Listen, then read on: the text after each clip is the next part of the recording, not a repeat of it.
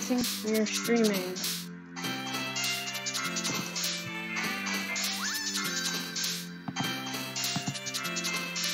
Please don't ask. Time to go potty. I just realized I would show my face. Oh, this is off too.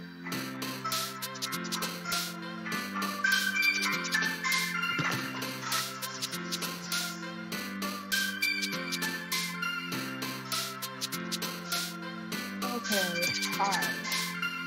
It's me, your boy.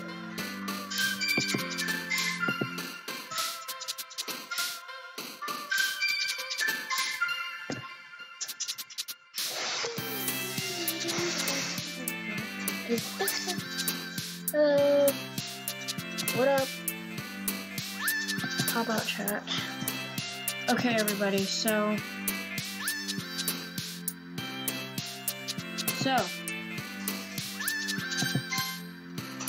okay, everybody, so this is a You Decide stream. I think it says that in the title. Yep, DDLC stream You Decide. Basically what that means is you guys decide, like, everything in the stream. You guys decide, like, what I choose, which path I get, which girl I choose, you know, that. I think it's fun. Hopefully you guys do too. Okay, so I guess, like, what path does everybody want to go down? Sayori, Natsuki, or Yuri? And if nobody knows, Sayori is your best friend from when you were a child, Natsuki is a tsundere, and Yuri is a calm, shy, timid girl who likes books.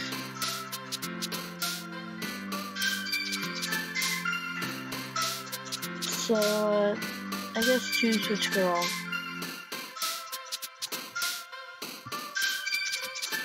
Hey, I guess choose which path you guys want to go down.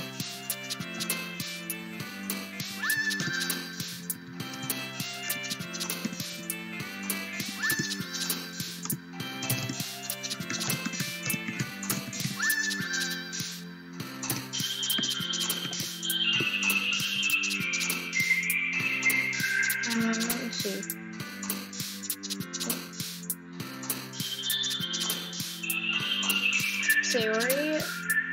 Sayori.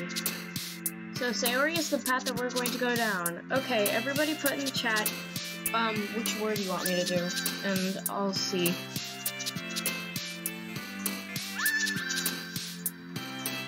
I think calm would be one of Sayori's.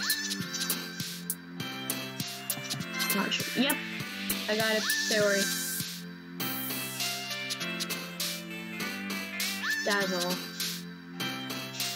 Dazzle would be Natsuki.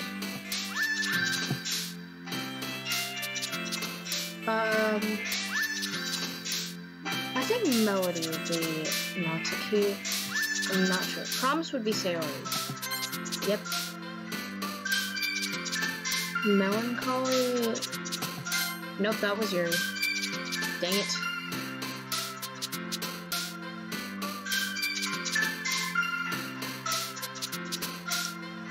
I think Sensation would be Yuri. Hold on.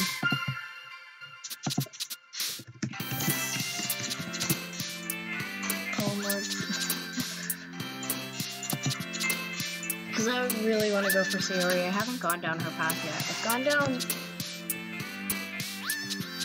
Hi, Sayori. Sayori, adventure alone, amazing red, beauty, bliss, broken calm, charm, cheer your childhood, clumsy color, okay. Wait, Sayori is party, right? Party.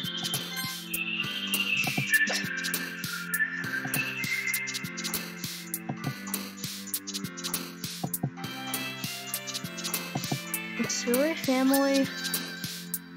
Family is Sayori.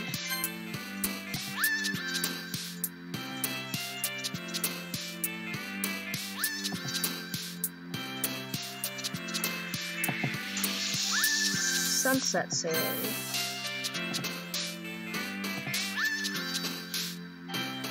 Is this Judgment? I don't think it is, no.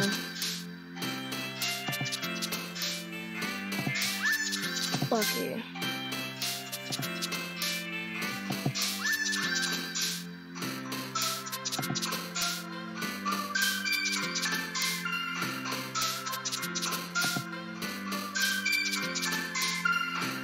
Series are like in the middle.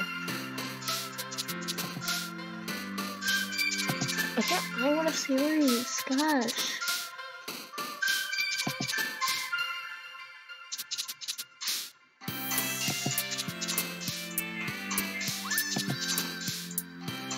Series 3.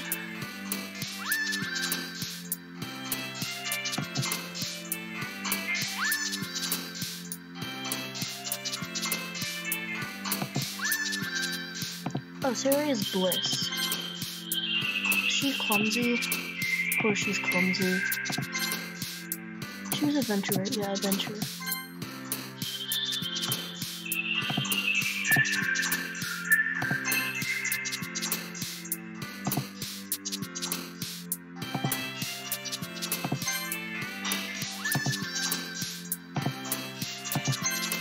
Hers are kind of just like adjectives. She tragedy. She's tragedy. I think she might be Ocean. Yeah, she's Ocean. She's Daydream. Yeah, Daydream.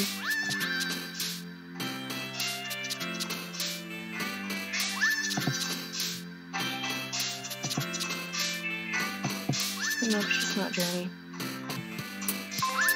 Okay, apparently OBS is reconnected. Okay, I sound weird. Okay, we finally got this done.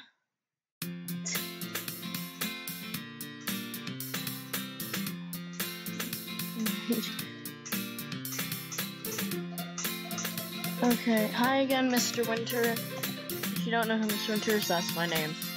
Let's see you didn't run away on us, haha. Nah, don't worry. This might be a little strange for me, but at least I keep my word. Well, I'm back at the literature club. And it's last to come in, so everyone else is already hanging out. Thanks for keeping your promise, Mr. Winter. I hope this isn't too overwhelming of a commitment for you, making you dive headfirst into literature when you're not accustomed to it. Oh, come on, like he deserves any slack. Excuse my voiceover. Siri told me you didn't even want to join any clubs this year. And last year, too. I don't know if you just plan to come here and hang out or what, but if you don't take it seriously, then you won't see the end of it. Natsuki, you certainly have a big mouth as someone who keeps the manga collection in the club, right? Natsuki finds herself stuck between Monica and manga. Manga is literature!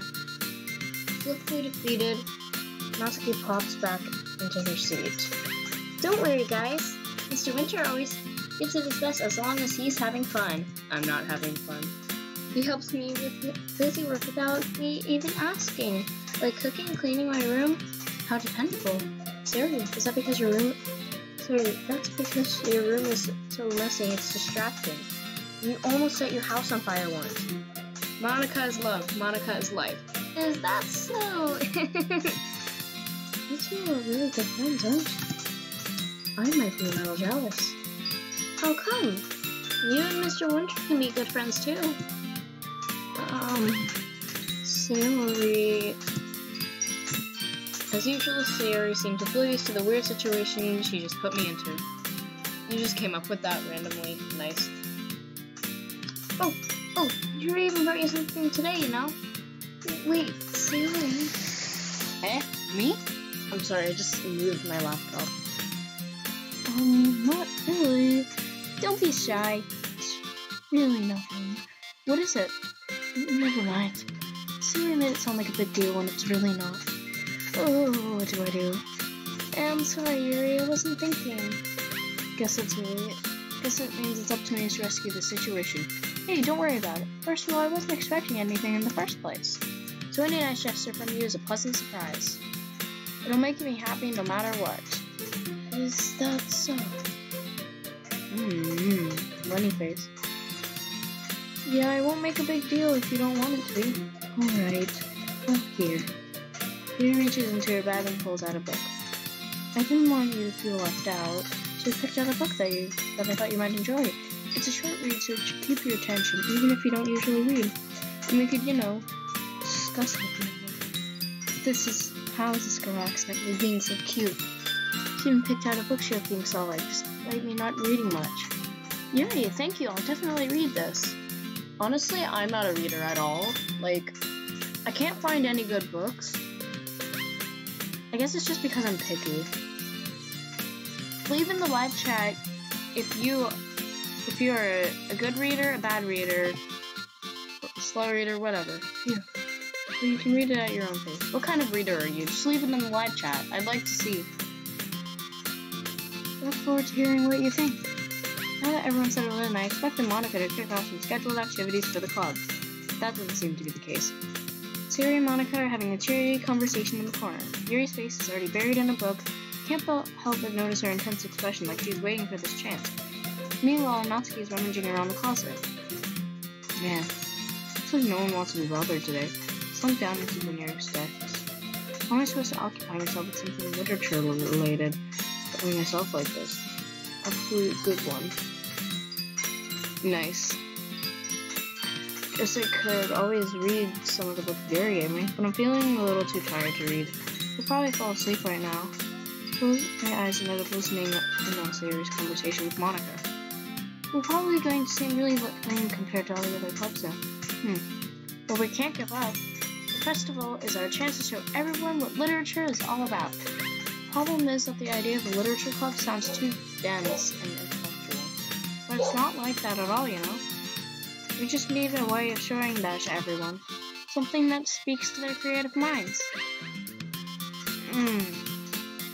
I've never seen that facial expression on Sayori. She looks so angry and concerned. That doesn't solve the problem, though. What do you mean? Even if we come up with the most fun thing ever, nobody will come in the first place if it's a literature event. So it's more important to figure out how to get people to show up in the first place, you know?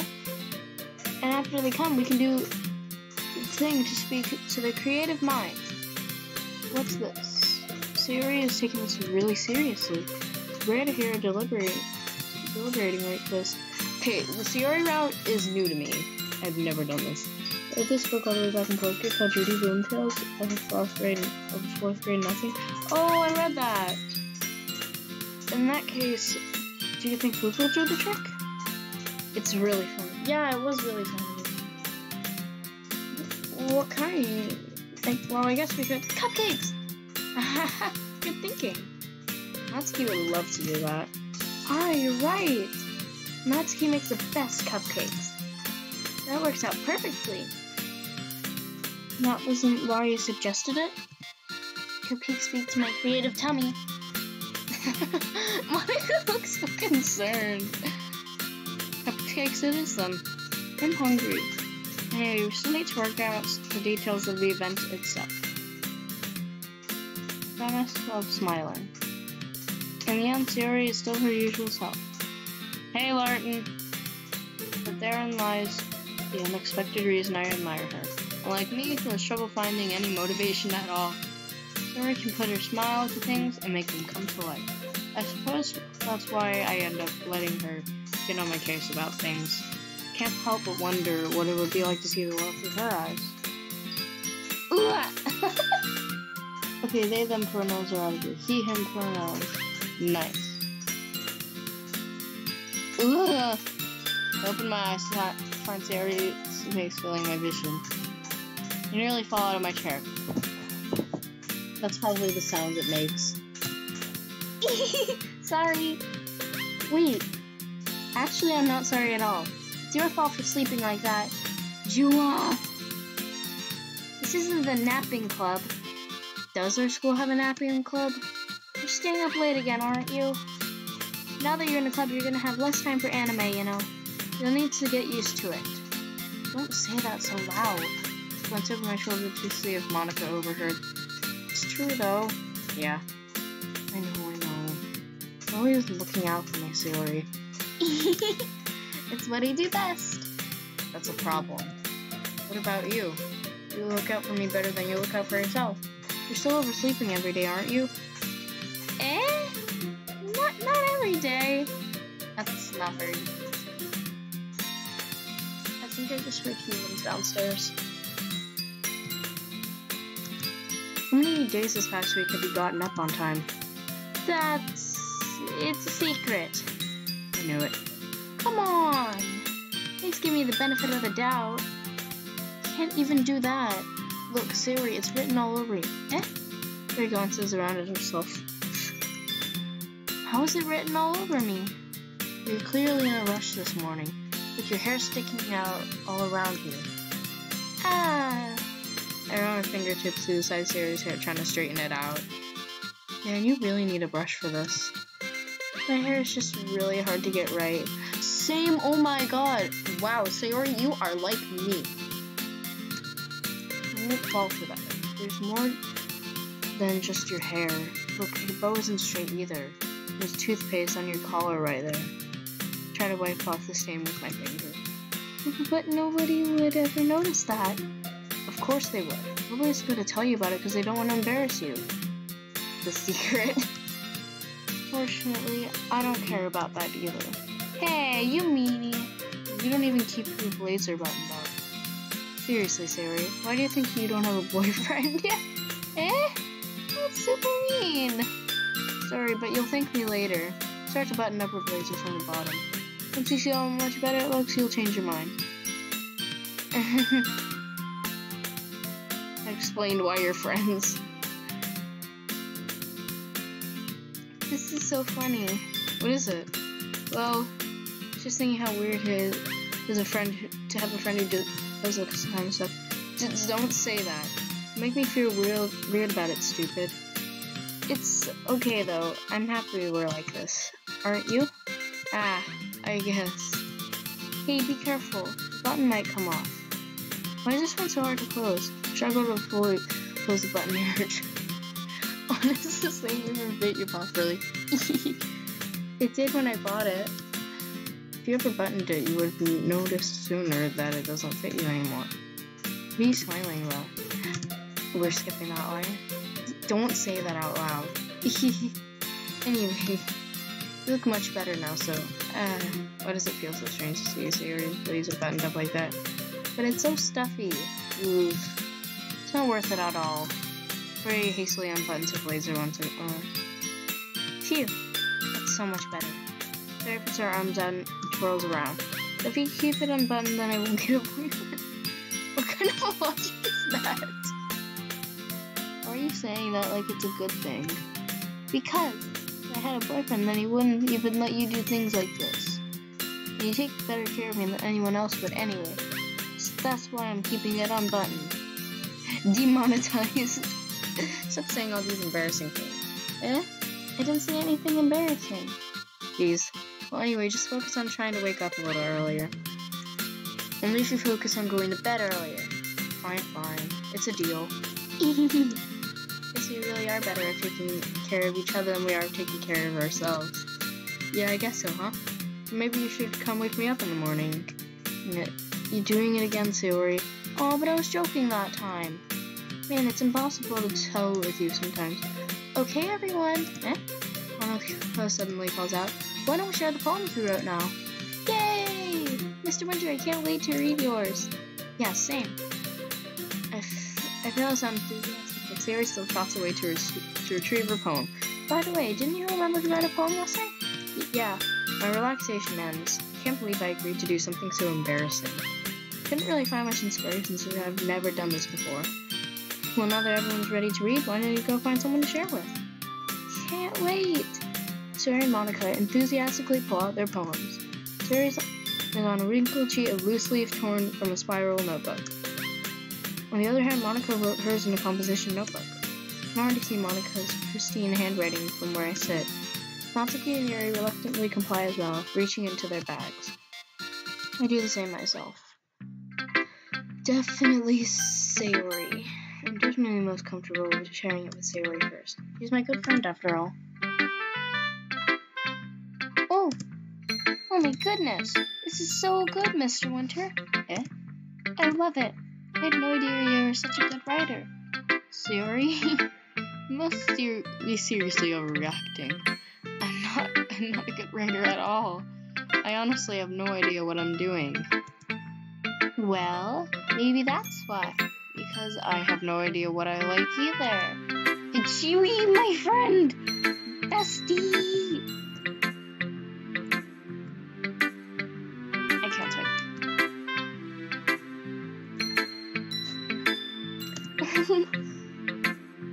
Oof. Jeez. I'm sure Yuri's opinion has to be a little more constructive than this. Ayy! Maybe even Natsuki's. Are you sure you don't like it just because I wrote it? Eh? Well, I'm sure that's part of it. I think I understand you better than a lot of other people. So when I read your poem, it's not just a poem. It's a Mr. Winter poem. And that makes it feel extra special. Like I can feel your feelings in it. Sayori hugs the sheet against her chest. You're so weird, Sayori. I'm just really happy that you wrote one. It just reminds me of how you're really part of the club now. Not to mention the fact I'm standing in front of you in the club room. Well, of course. I'm not really into it yet, but that doesn't mean I'll break my promise. See? It's like I said before, Mr. Winter. Deep down, you're not selfish at all, you know? Trying new things like this for other people, that's something that only really good people do. Hey! My gosh, all my fam is coming. Thanks, Sayori. It's my imaginary friend with 12 eyes. Nice. I'm not sure if Sayori sees the full picture of my motive here. Then again, can't deny that she's part of the reason I joined. Knowing how much this means to her and all. Hi, So-So. Yeah. I'm gonna make sure you have lots of fun here, okay? This will be my way of thanking you. Alright, I'm going to hold that to you then. Yay! Now you read my poem too, right? Don't worry, I'm really bad at this. We'll see about that. Nice! Notification squad. Hi, Potato3164. Dear Sunshine, the way you glow down through my blinds in the morning makes me feel like you miss me. Kissing my forehead to help me up out of bed, making me rub the sleepy from my eyes. Are you asking me to come out and play? Hey! Are you trusting me to wish away a rainy day? I look above. The sky is blue. It's a secret, but I trust you too. And if it wasn't for you, I could sleep forever. But I'm not mad. I want breakfast. Yes, Monica is a great girl, but Natsuki is my favorite. Sayori, this is just a guess, but did you wait until this morning to write this? No, just a little bit. You can't answer just a little bit to yes or no questions. Hold on. Somebody's calling me. Someone's calling me. Someone's calling me. Oh shoot, hold on.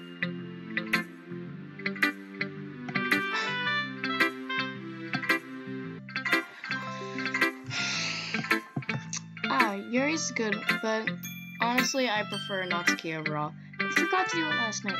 At least that makes me feel a little better about myself. Don't be mean. I still tried my best.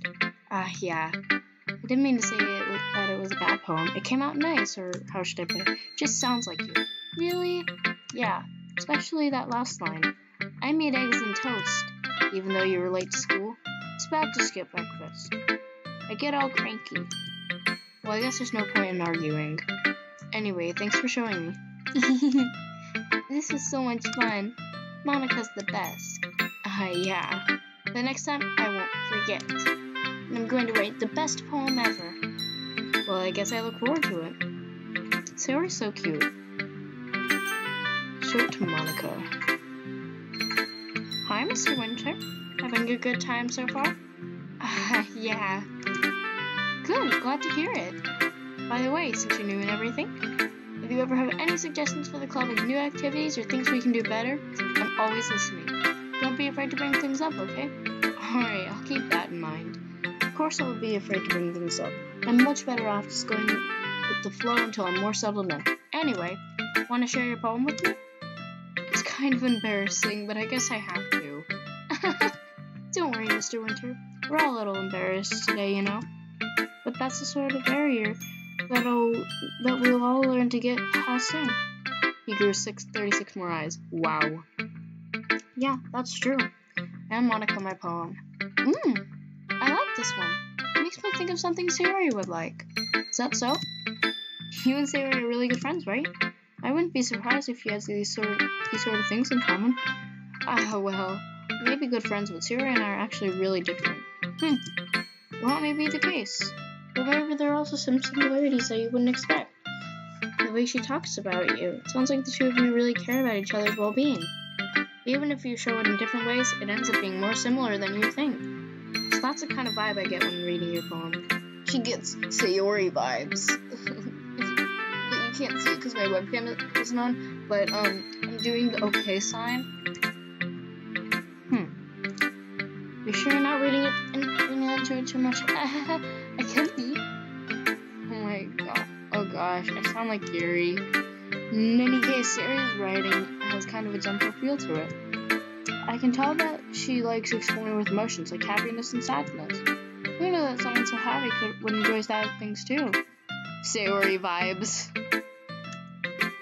Yeah, that's totally unexpected.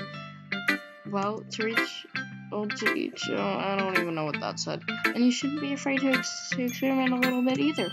I'm sure I'll end up trying different things a lot. It could take a while before I feel comfortable doing this. That's okay. I'd love to see you try new things. That's the best way to find the kind of style that suits you. Everyone else being a little biased towards their own kinds of styles, but I'll always help you find what suits you most. Don't force yourself to write the way everyone else wants you to write. Not like you have to worry about impressing them or anything.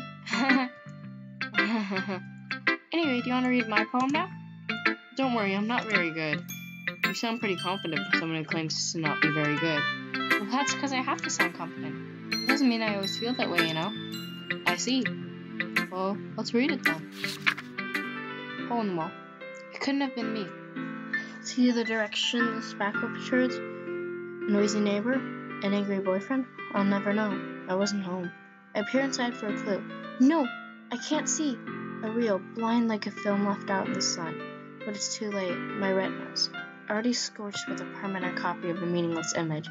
It's just a little hole. It wasn't too bright. It was too deep, stretching forever into everything. A hole of infinite choices. I realized now that I wasn't looking in, and I was looking out, and he, on the other side, was looking in. You can hear me, it's just cracking my hand. So what do you think? It's very freeform if that's what you call it. So I'm not really the right person to ask for feedback. I honestly think that she's pretty cool. It's okay. That has gotten pretty popular nowadays.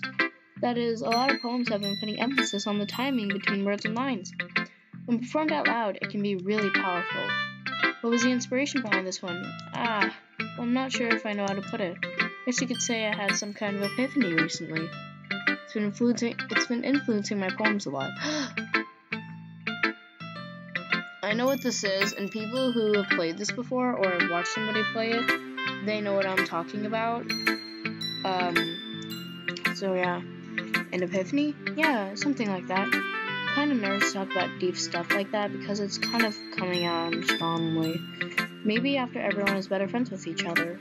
Anyway, here's Monica's writing tip of the day. Sometimes when you're writing a poem or a story, your brain gets too fixated on a specific point. If you try so hard to make it perfect, then you'll never make any progress. Just force yourself to get something down on the paper and tidy it up later. Another way to think about it is, if you keep a pen in the same spot for too long, you'll just get a big dark puddle of ink. So just move your hand. Go with the flow. That's my advice for today. Thanks for listening.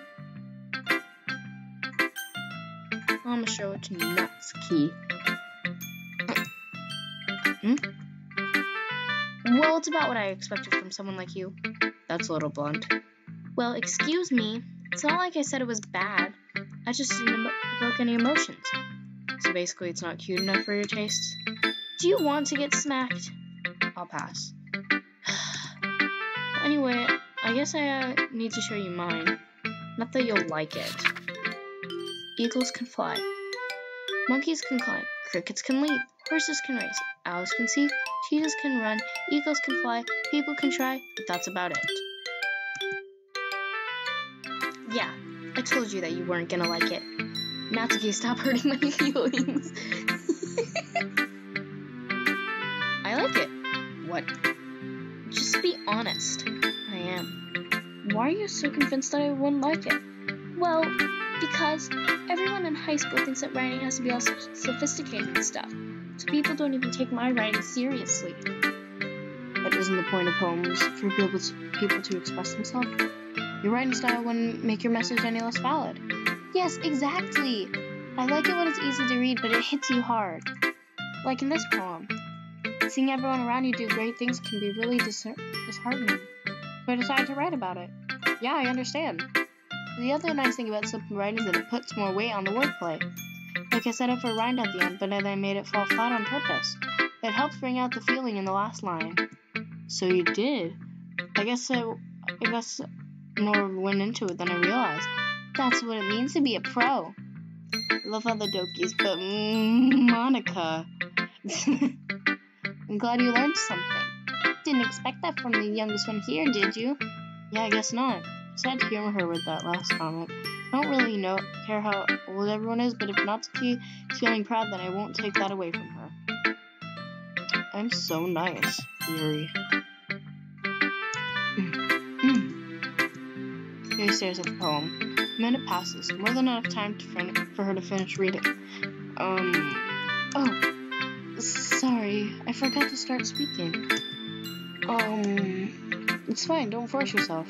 I'm not. I just need to put my thoughts into words. Hold on. Okay, this is your first time writing a poem, right? Who's your fave Doki? I like Natsuki the best because she's adorable and she hates me. That's why I like her. Because she's adorable and she hates me. Yeah. Why do you ask? I'm just making sure. Yeah. I guess that it might be after reading it through though. Yuri. Yes. Wow. So what's up? No. Did I just raise my voice? Oh, I'm so sorry. Yuri buries her face in her hands. I couldn't help but notice that it's been several minutes and we haven't really gotten anywhere. It might take Yuri a while to get used to new people. It's fine, I really didn't notice. What were you saying? Right, it's just that there are specific writing habits that are usually typical of new writers. And having been through that myself, it's kind of learned to pick up on for them. I think the most noticeable thing I recognize in new writers is they try to make their style very deliberate. In other words, they tend to pick a writing style separate from the topic matter, and they form-fit the two together. The end result is that both the style and the expressiveness are weakened. Once Yuri finds her train of thought, it's as if a demeanor totally changed. Her stammering is completely gone and she sounds like an expert. Of course, that's not something you can be blamed for. There are so many different skills and techniques that go into writing, even a simple poem. Not just finding them and building them, but getting to work together is probably the most challenging part. It might take some time, but it all comes with practice and learning by example and trying new things. I also hope that everyone in the club gives you valuable feedback. Natsuki can be a little biased, though. Biased out. Well, never mind. I shouldn't be talking about people like that. Sorry. It's fine. I'm not sure if Yuri is apologizing to herself, to me, or to Natsuki. Do you mind if I read your poem now? Please do. I'd love to share my thought process behind it. Yuri smiles as if it's a rare opportunity for her, which itself is kind of funny. After all, isn't this supposed to be a literature club? Ghost under the light. The tendrils of my hair illuminate beneath the amber glow, bathing. It must be this one. The last remaining street light to have withstood the test of time. Sorry, I can't read cursive. The last yet to be replaced by the sickening blue-green hue of the future. I bathe, calm, breathing air of the present but living in the past. The light flickers. I flicker back. When I'm using a Yuri voice, I sound so tired. I'm like I'm trying to be sophisticated, but then I just get so like. I wish I was a girl. No, you do not want to be a girl. kinda sucks.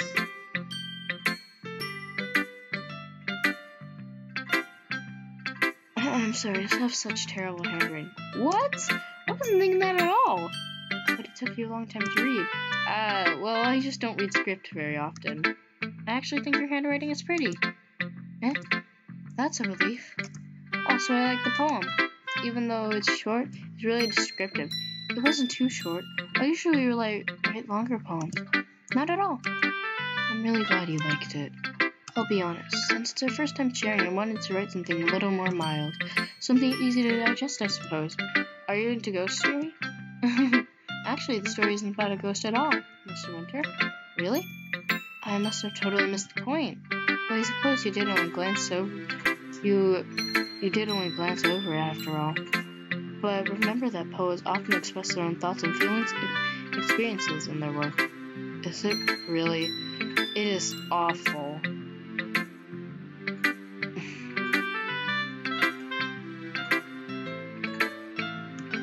They usually do more than tell a simple story or paint a picture. In this case, perhaps the subject of the poem is only being symbolically compared to a ghost, lingering in her last remaining place of comfort, unable to let go of the past.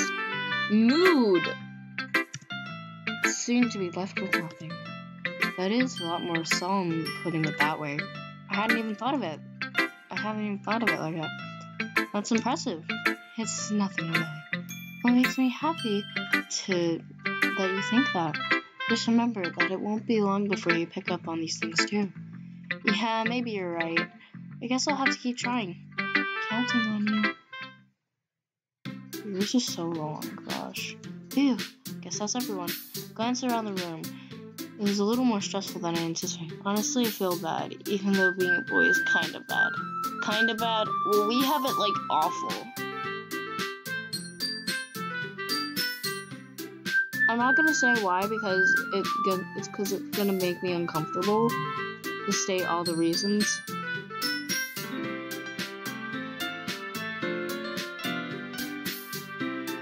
You'll learn why in health class. That was a little more stressful than I anticipated. If anyone is judging me for my mediocre writing abilities, even if they're just being nice, there's no way my poems can stand up to theirs. This is a literature club after all. I sigh. Guess that's what I ended up getting myself into. Across the room, Sayori and Monica are happily chatting. My eyes land on Yuri and Natsuki. They're gingerly exchanging sheets of paper. I forgot to read all of that. As they read in tandem, I watched their expressions change. Natsuki's eyebrows furrow in frustration. Meanwhile, Yuri smiles sadly. What's with this language? Eh? Did she say something? Oh, it's nothing. Natsuki dismissively returns the poem to the desk with one hand. Guess you could say it's fancy. Oh, thanks. Yours is cute. Cute? Did you completely miss the symbolism or something? I don't want to learn anymore making you uncomfortable. Oof. Did you completely miss the symbolism or something? It's clearly about the feeling of giving up. How can that be cute? I know that. I just meant the language, I guess. I was trying to say something nice. You mean you have to try that hard to come up with something nice to say? Thanks, but it really didn't come out nice at all. Well, I do have a couple suggestions. If I was looking for suggestions, I would have asked someone who actually liked it. Which people did, by the way. Sayori liked it. Mr. Winter did too. So based on that, I'll gladly give you some suggestions of my own. Yes, you should. First of all, excuse me. I appreciate the offer, but I've spent a long time establishing my writing style. I don't expect it to change anytime soon, unless, of course, come across something. I didn't read that. Unless I come across something, particularly inspiring, which I haven't yet. Mr. Winter liked my poem too, you know. He even told me that he was impressed by it. Natsuki suddenly stands up. Oh, I didn't realize you were so invested in trying to impress our new member, Yuri. Eh? That's not what I... Ooh. You're just... Yuri stands up again. Maybe you're just jealous that Mr. Winter appreciated my advice more than he appreciated yours. How do you know that he didn't appreciate my advice more? Are you that full of yourself? No. If I was full of myself, I would literally go out of my way to make everything I do overly cute. Oh, is everyone okay? Well, you know what? I wasn't the one. Natsuki. Oh, Natsuki, that's a little... This doesn't involve you. I don't like fighting guys. And they both girls squirmed toward me as if they just noticed I was standing there. Mr. Winter? She's trying to make me look bad. But that's not true. She started it. She could feel... The dead body liked it. The dead body liked it. If she could get over herself and learn to appreciate that simple writing is more effective, then this wouldn't have happened in the first place. What's the point of making your poems all convoluted? I can't say anything for no reason. The meaning to jump out of the way, not force them to have to figure it out. Help me explain that to him, Mr. Winter. Oh wait, there's a reason we have so many deep and expressive words in our language. It's the only way to convey complex feelings and meaning the most effectively. Avoiding them is not only necessarily eliminating yourself, but it's also a waste. Oof. I'm so sorry. I keep getting calls.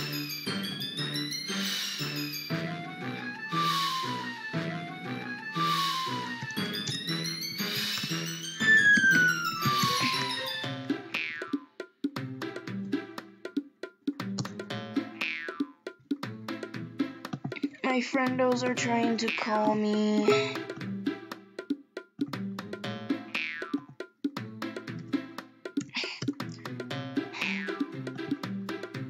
Okay, my friend wants to call, so she's gonna be on the...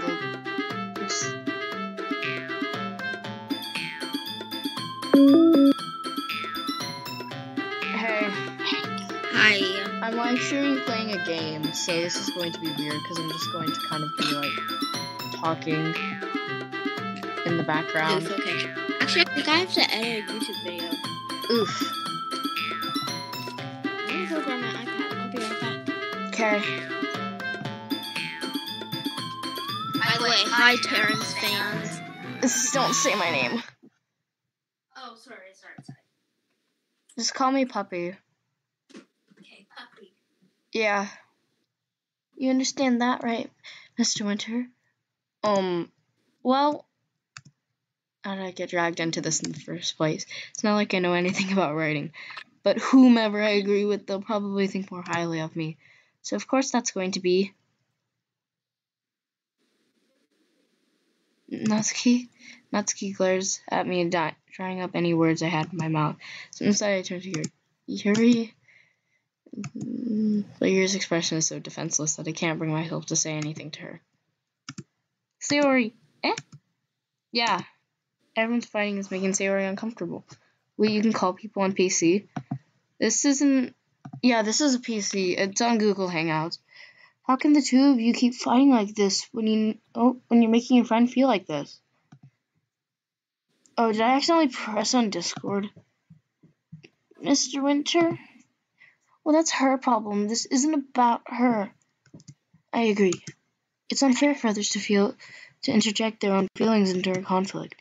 Yeah, unless Sayori wants to tell Yuri what a stuck-up jerk she's being. She would never. It's your immaturity that's made her upset in the first place. Excuse... Oh my god. He just died. Oh my gosh, okay. Sorry. Me and my brother play this game of tag all the time. Oh. So. Hold on. Be right back. My mom. What? Hey puppies fans. This is Ava. Go subscribe to my YouTube channel. My YouTube channel is Ava Sings.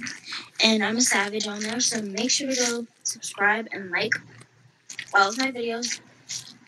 And turn on your post notifications to be in the Ava's awesome shoutouts. So, dog. In my skin.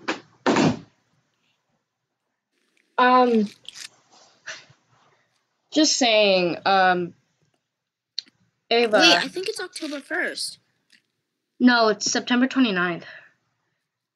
Oh, shoot. Wait, really? Yeah. No. Sure? Ava. Do you want to come over to my house? I can't. Oh, you can't? I'm going to the... Yeah. Because I might not be able to go to the park. Oh, okay. So this is really sad. Can I... Oh, we should hang out tomorrow. Yeah. Okay. Are you still live streaming? Yeah. Okay, that's kind of awkward, but whatever, who cares? Yeah. Okay. Excuse me? Wait, can you be in my thumbnail? Do you want to be in it? Sure. Sorry, I'm just playing a game, so, like, excuse me using weird voices like this or this. Okay. Excuse me? Are you listening to yourself? This is exactly what I know what you like. Stop! Natsuki, Yuri, you guys are my friends. I feel so awkward. I'm reading dialogue. Oh my god, my iPad's being so slow right now. Oh wait. Oof. You're the shine to my soul. Oh, you're such a good singer. Oh my god, you're so nice. It's like, Okay, I'm going to go back to the freaking... It's kind of weird for you to call me, because I have to, like, talk to you, but I also have to do the game that I promised I'd play. Oh no, it's fine, yeah. I'm, like, editing a thumbnail. Okay. You guys are my friends. Wow, she's 8. No. What do I call this? Hold on. I just want everyone to get along and be happy. My friends are wonderful people, and I love them because of their differences. Natsuki's poems, they're amazing because they give you so many feelings with just a few words. And Yuri's poems are amazing because they paint beautiful pictures in their head. Everyone's so talented, so why are we fighting? Because, well, also, Natsuki's cute and there's nothing wrong with that. We're going to skip that part. Aww, I love this. Sayori stands up triumphantly. Monica stands behind her with a bewildered expression. I'll make some tea. Yuri rushes off. Natsuki sits down with a blank expression on her face, staring at nothing. So this is why Sayori is vice president, I whisper to Monica. She nods in return. To be honest, I might come off as a good leader and I can organize things, but I'm not very good with people. I couldn't even bring myself to interject. You think you have a bad theory? I can't draw at all. Same. As president, that's kind of embarrassing of me. Nah. It's not like I can blame you. I wasn't able to say anything either. Well, I guess it just means Sayori is amazing in her own ways, isn't she? You could say that. She might be an airhead, but sometimes it's weirdly suspicious that she knows exactly what she's doing. I see. Take good care of her, okay? I would hate to see yourself get hurt. That makes 2 of us. You can count on me. Monica smiles sweetly at me, causing my stomach to knot. Such a genuine person really does make a good president, regardless of what she says. If only I could get the chance to talk to her a little more. Oof. Okay, everyone. It's just about time for us to leave. How did you all feel about sharing poems?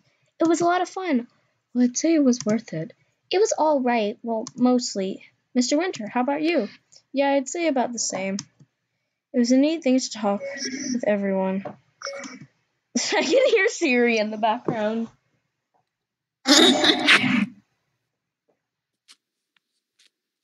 Awesome. Oh god, this is interesting. In that case, we'll do the same thing tomorrow. Maybe you learned something from your friends too, so your poems will turn out even better. I think to myself, did I learn a little more about the kinds of poems everyone likes? With any luck, that means I can do at least or I can at least do a better job impressing those who I want to impress. I nod to myself with my newfound determination. Mr. Winter, ready to walk home? Sure, let's go. Sayori beams at me. Beam. Can't really say I'm not enjoying it either. Sayori, about what happened earlier. Eh? What do you mean? Between Yuri and Natsuki? Does that kind of thing happen often? No. That's really the first time I've ever seen them fight like that. I promise they're both wonderful people. You don't hate them, do you? No, I don't hate them. I just wanted your opinion, that's all. I can see why they make good friends with you. Phew. Mr. Winter, it's nice that I get to spend time with you in the club. Oh yeah, Ava? Yeah? Everybody wanted me to name myself Mr. Winter in the last stream, so now everybody calls me Mr. Winter. And you don't know who Mr. Winter is, but it's like an inside joke from my old school. Oh, interesting. Because my friends were on the stream. But I think seeing you get along with everyone is what makes me the happiest. I think everyone really likes you too. That's... Every day is going to be so much fun. Wait, puppy. Yeah. Do you have like a script? No. I'm just reading the text coming off from the ew, no. Sorry, there's an update. I'm reading off the dialogue from my computer. I'm playing a game. Want me to share my screen? Okay.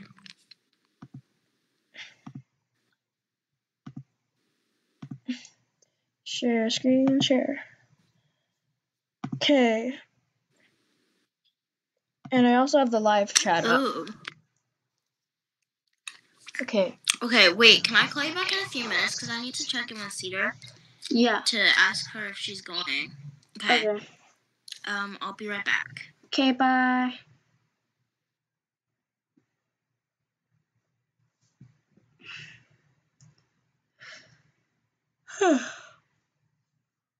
It looks like Siri still hasn't caught on to the kind of situation I'm in. That's the live chat. Sure, being friends with everyone is nice, but does it really need to stop there? We'll just have to see what the future holds, Sayori. Pat Sayori on the shoulder. I said that more to myself than to her, but it's easy to use Sayori as an internal monologue sometimes. Okay. Yeah. Let's do this.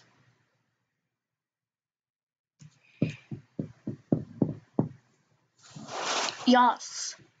Let's pull up that screen again. Yeet. Okay. So is disaster on? No. Sadness I think is Sayori. Yeah, sadness is Sayori. Tragedy was Sayori. Clumsy was Sayori. Sunset. Family.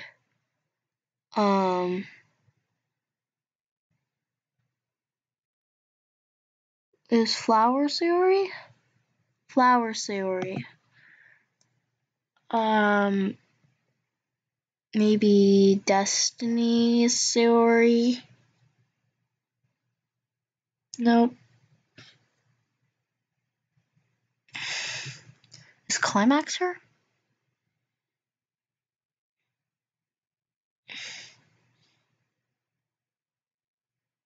No. You can't find anything.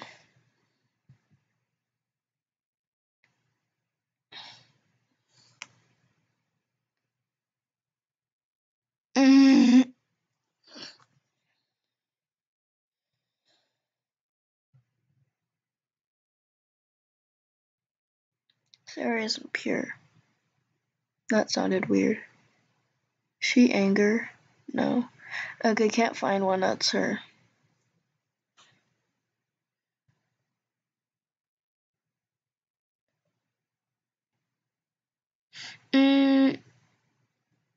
One of them is her.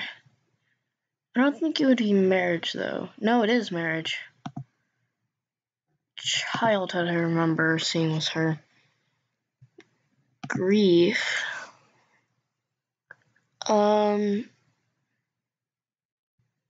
Was it clouds?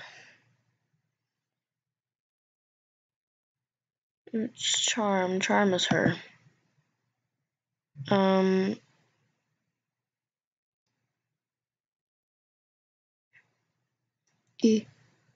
Is it death? Is death her? Yeah, death is her. Hurt. Is secretive?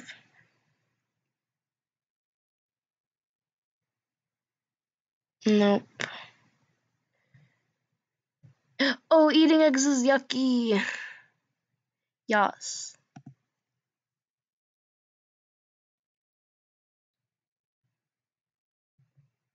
Massacre might be a Sayori. No, that's Yuri. Eternity.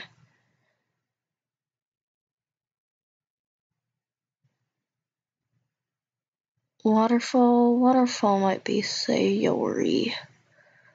Nope. Warm and wonderful. E-D-D-D-D-D-D. Infallible. Available. E-D-D.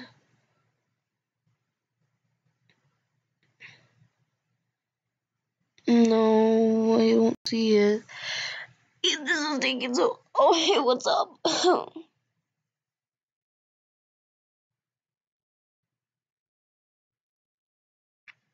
Just trying to find out which one's Sayori's path.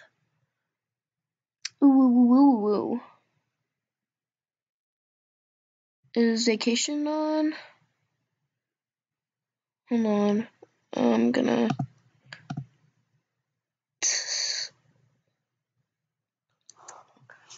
Bubbles. No. No, Sayori!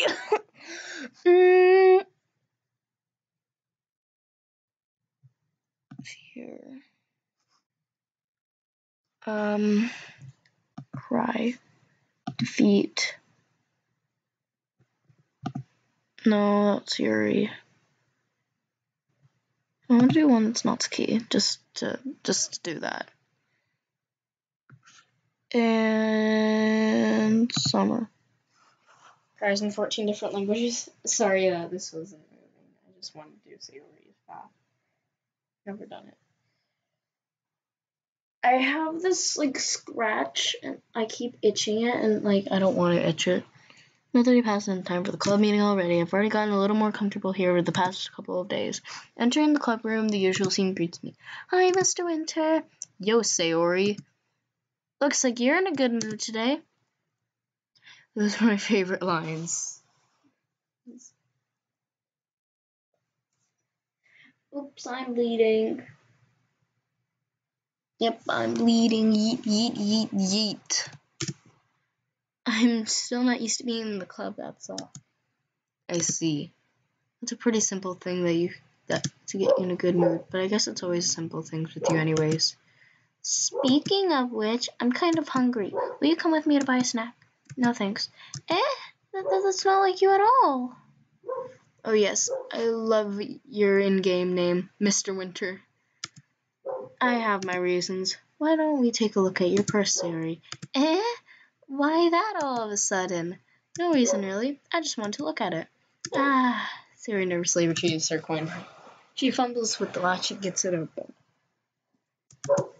Then she turns it upside down and lets the contents fall on the desk. 2 small coins fall out. I knew it. I can see right through you, Sayori. That's not fair. How'd you even know? It's simple. If you had enough money in the first place, you would have bought a snack before coming to the club room. So either you're not hungry and want an excuse to take a walk, or you plan to conveniently forget that you spent all your money so that I would lend you some. But there's one more thing. You're always hungry, so that only leaves the one option. What do I upload on an iPad mini? Same. I give up. Don't make me feel guilty. If you feel guilty, that means you deserve to feel guilty. Yuri suddenly giggles. I didn't notice that she was listening in. Her face is in her book as always. I wasn't listening in or anything. Something in my book. Yuri, tell Mr. Winter to let me borrow some money. Don't get me involved like that, Sayori. Besides, you should only buy what you can responsibly afford. And frankly, after pulling a mischievous little stunt like that, your suffering is fair enough retribution. I didn't mean that. I got too absorbed into my book. Ooh. I really like it when you speak your mind, Yuri. Mini, at least a normal. It doesn't... One. It doesn't happen much, but it's a fun side of you. There's no way you could think that. You're right, though. Okay, I'm gonna turn the music back on. It sounds, like, really weird. There's something bad, now I have to accept the revolution. Retribution. That. Still coming from you, Sayori. Guess there's a little devil inside all of us, isn't there? You can do anything on these.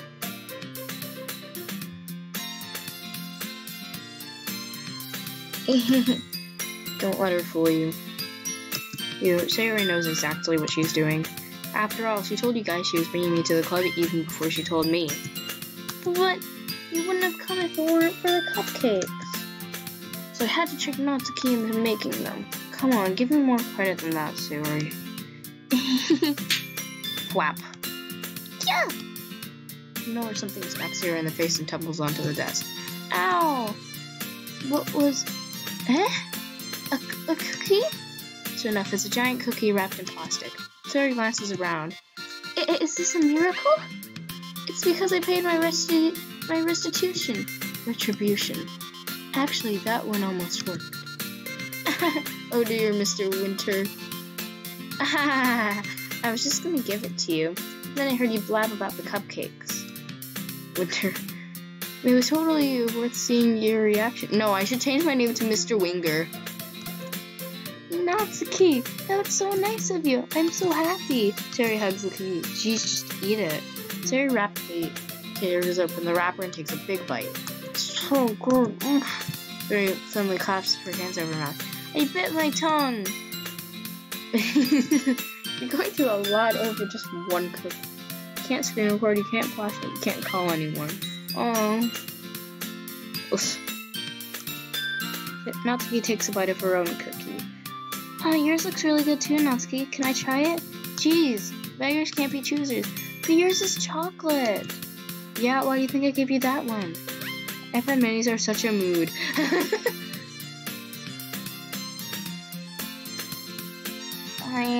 I'm still really happy that you shared this one with me. Sayori gets out of her seat and goes behind Natsuki, then wraps her arms around her. The best thing about these is that it's really hard to break. Ah, jeez. I get it. Cookie still in hand, Natsuki reaches up to nudge Sayori off her foot. Sayori suddenly leans down and takes a bite out of Natsuki's cookie. Hey! Did you seriously just do that? Mouthful Sayori trots away to safety. Yuri and I laugh as well. Jeez, you're such a kid sometimes. Monica, can you tell Sayori? I have to drop my so many times screen first. Natsuki glances around. Monica isn't in the club room. Ugh. Where's Monica anyway? Good question. Have any of you heard anything about her being late today? Not me. Yeah, I haven't either. It's been unusual. I hope she's okay. And Sylvan cracked once. Wow. Of course she's okay. She probably just had something to do today. She's pretty popular after all. I don't think she has a... I wouldn't be surprised. Probably more desirable than all of us combined. And I poured water in it and it's not damaged. Wow. That's true. Same. Excuse me? Suddenly the door swings open. Sorry, I'm super sorry. Ah, there you are. I didn't mean to be late. I hope you guys weren't worried or anything. Monica chose a club over her boyfriend after all. You're so strong-willed. A boyfriend? What on earth are you talking about? Monica quizzically glances at me. Never mind that. Wow, Monica. What hell are you up anyway? Well, my last period today was study hall. To be honest, I kind of just lost track of time. That makes no sense, though. You would have at least heard the bell ring. I must have not heard it since I was practicing piano. Piano? I wasn't aware you played music as well, Monica. I don't really. I just kind of started recently. I've always wanted to learn to play piano. That's so cool. You should play something for us, Monica. We gotta brush my teeth. It's 12:38. How have you not? Monica looks at me. Maybe once I get a little better, I will. Yay! That sounds cool. I also look forward to it. Is that so? In that case, I won't let you down, Mr. Winter. Monica smiles sweetly. I didn't mean any pressure or anything like that. Don't worry, I've been practicing a whole lot recently, and I'd really love the chance to start once I'm ready. I see. In that case, best of luck. Thanks. So, I didn't miss anything, did I? No, not really. Just leave that series mischievous escapade. And I'm sure Natsuki will end up complaining to her anyways. Looks like everyone has already settled down. Yuri somehow almost finished her entire cookie. Yuri is back to her book and Natsuki disappeared into the closet. Mr. Winter, Sarah suddenly comes up to me. I'm gonna get some supplies from another classroom. Wanna come with me? Supplies? What for? Well, you know how the festival's coming up? Me and Monica were gonna make some posters and stuff. So I need to go find some crayons, markers, and glue sticks. I see. Oh, Sarah just consumed her cookie. She did. She inhaled it. Sure, I'll go with you. Yay! Satori. Okay, Monica, I'll be back soon. Are you going with Mr. Winter to get some supplies? There's no need to trouble yourself. I'd be happy to go with him. Oh, but I wanted to go. So much fun exploring empty classrooms and stuff. Okay. Yup. It was a suggestion. See if you can find poster paper too, okay? Okay. Ready, Mr. Winter? Yep, let's go. Sayori and I exit the club room. I follow behind as Sayori hums and skips away. Honestly, it feels like I'm talking to a kid, taking a kid to the mall or something. Sayori finds pleasure in the simplest things sometimes. Hey Sayori, what exactly are we doing for the festival anyway? Not sure how you would make an event out of literature. Me and Monica have it all planned out. Don't you worry. Is that so? Yup. We're going to do a poetry performance. A performance? Of what kind? Well, everyone's going to take turns on the stage and recite their favorite poems. That sounds kind of dull. Mr. Winter, you're not thinking about it the right way at all. It's not just about reading poems, it's about performing them. Like you say, the lines of the poem, like, between my feet. The last remaining flower beckons to me. I twist the stem, freeing it from its clinging roots, caressing the final joyous moment between my fingers. But to what ends have I summoned this joy? When your boy has stage fright, I gotta go bye. Oh no, bye. For now when I look in every direction. Hold on.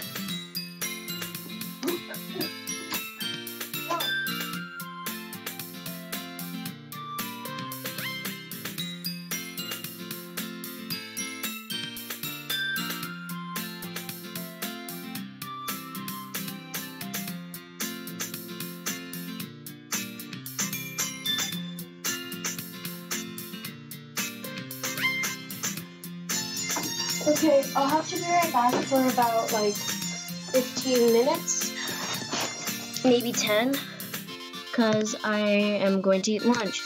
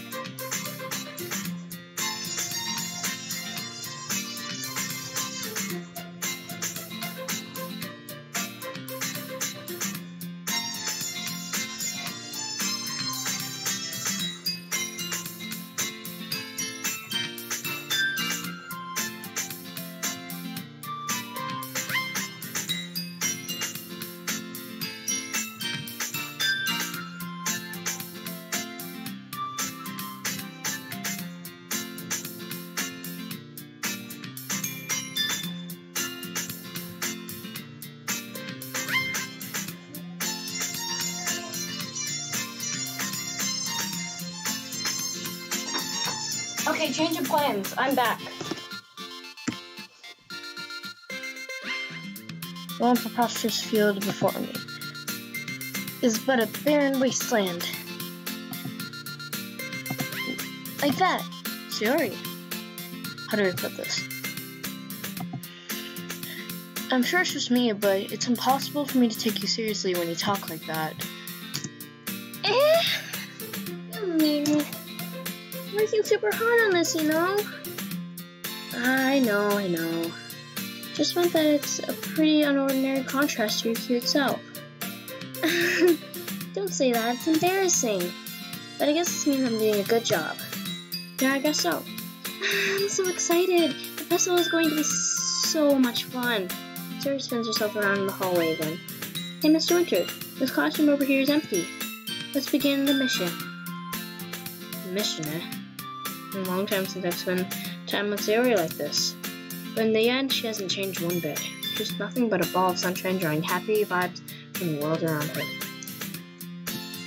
It's a pretty nostalgic feeling for me. As the years went by, I began to hold myself up in my room more and more.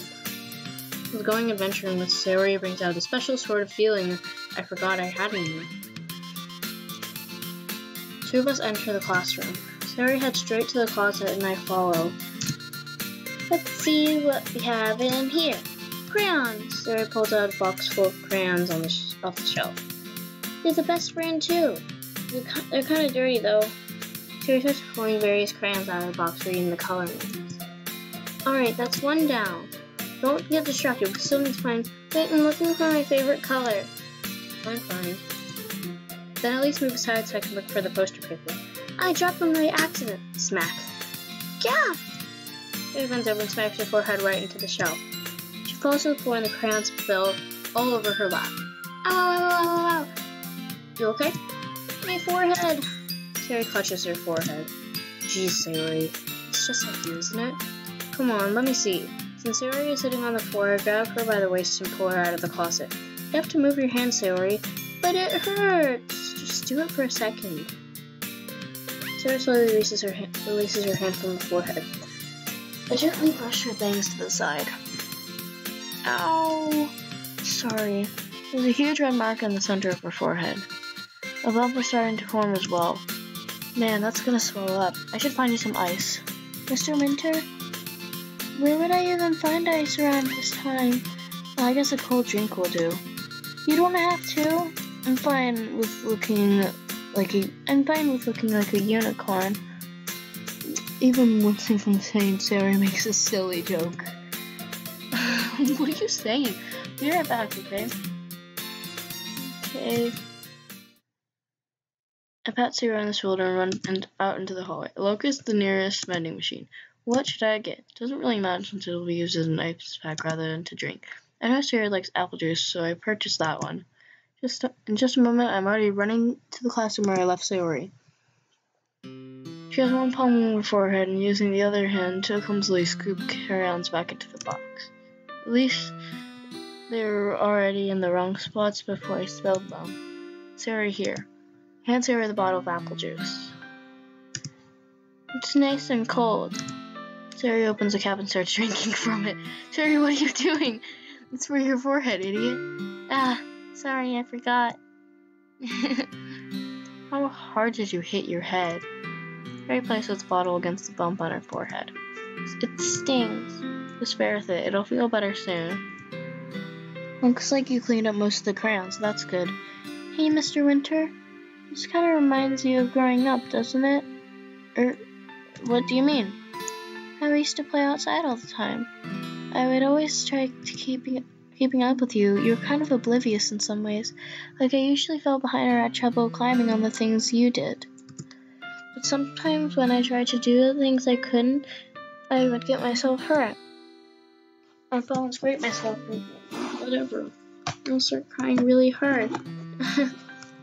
And you would rush over as quick as you could. You would try really hard to get me to stop crying. It's almost like you blamed yourself and were afraid of getting in trouble if someone found out. Even though it really wasn't your fault at all, you know. Did I really do that? Yeah, you don't remember? Come to think of it, maybe I do remember a bit.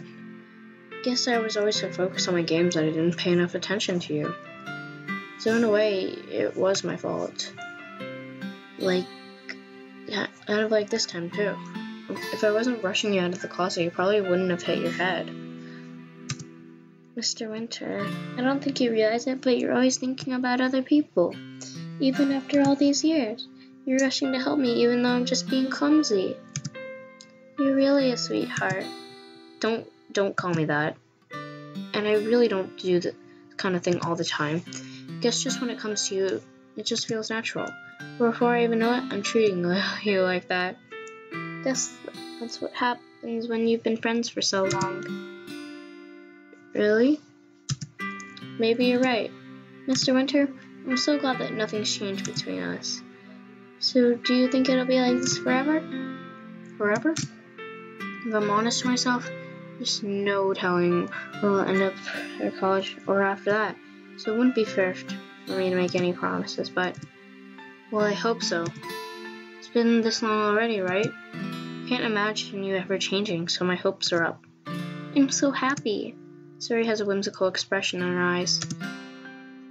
We remain silent for a moment. How long have I been streaming? Hold on.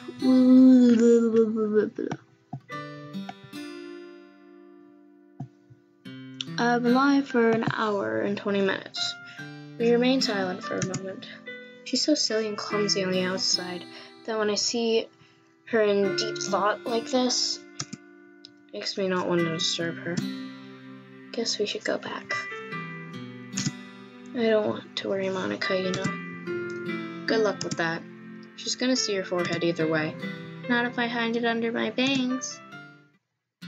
Siri hops up to her feet. Ah! Touches her forehead again. Don't stand up so fast after hurting yourself. Ooh. I guess it's too late now. Anyway, let's go. Pull Siri out of the classroom. Siri plays with her bangs to try to hide the bump without much success. In a moment, we make it back to the club room. Ah, you're back. Good timing. I was just about to start sharing our poems. Suri, your forehead. She's fine, don't worry about it. I was playing with the crayon, smacking forehead against the shell. Well, anyway, were you able to find everything you needed? I had the right. That's it, I forgot all the stuff. Calm down, Siri. I have it all right here. You found the poster paper too? Sounds like you ended up doing all the work, Mr. Winter. Well, Siri, I feel I've come up with an excuse for Siri. I made it an adventure. Yeah, that. Okay. In any case, good work. I'll start working on the posters tonight. Me too. Sorry about that. Nice. I'm about to leave for a lunch break in a little bit. Okay, everyone. Are you ready to share your poems? Guess I should grab mine. Making sure the crayon box is closed tightly, I return to my seat. Okay, who should I share my poem with? Definitely Sayori. You're Mr. Winter. I really love your poems. I can't believe you've been hiding these from me. I'm not hiding anything. But your poems are so good. Yesterday's and this one too. You can't tell me you haven't done this before. I mean, really the only one who feels that way, so... No way, not even Natsuki. Well, I guess Natsuki is the least likely to admit how much she likes something. But I don't think it's that. What do you mean? Well, I guess I'll be honest about it. It's a lot easier to write poems when I'm thinking about you. Blah. Stop thinking weird things, idiot. I just mean that you're a really expressive person, I guess. I'm not supposed to write poems about my own stupid life. But you somehow make everything in your life an adventure. Even the little things. Like cooking. Let's not talk about that. So yeah. I guess what I'm saying is that I can feel more feelings through you than I can go through myself. We have that kind of weird connection. It's your fault for getting in my business all the time. I don't know if I understand. You never understand when I try to explain things to you, do you, Sayori? Pet Sayori said.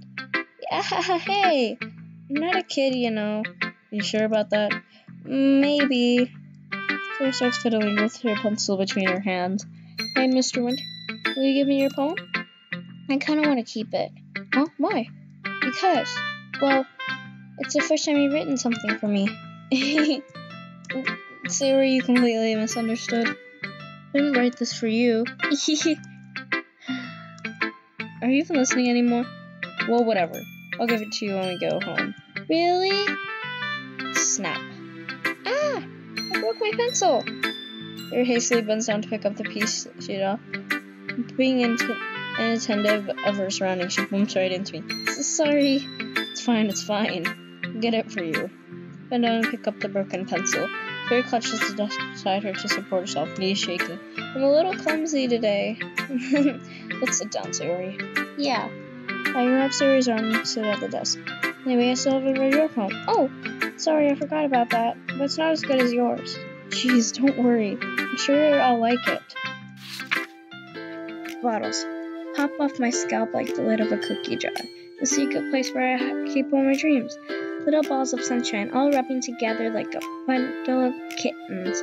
I reach inside with my thumb and forefinger and pluck one out. It's warm and tangly, but there's no time to waste. I put it in a bottle to keep it safe. And I put the bottles on a shelf with all the other bottles. Happy thoughts in a bottle, all in a row. My collection makes me think of lots of friends. Each bottle a starlight. Okay, lunch break time. Coming! Lunch break.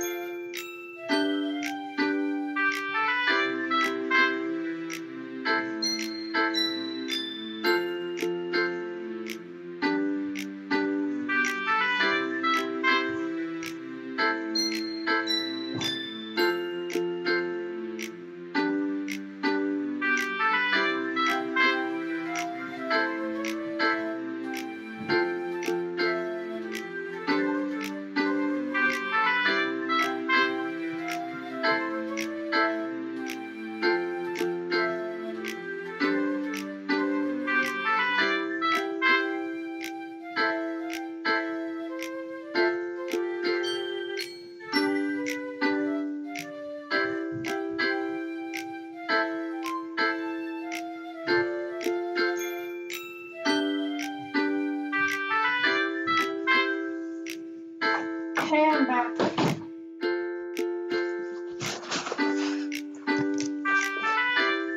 So we left off over here. Sometimes our friend feels a certain way. Down comes a bottle to save the day. Night after night, more dreams. Friend after friend, more bottle. Deeper and deeper my fingers go. Like exploring. Oh my gosh, you waited for me! Oh my gosh. Like exploring a dark cave, discovering the secrets hiding in nooks and crannies. Digging and digging, scraping and scraping. I blow dust off my bottle caps. Doesn't feel like time elapsed. My empty shelf could use some more. My friends look through my locked front door. Finally all done. I open up and in come my friends. And they come in such a hurry. Do they want my bottles that much?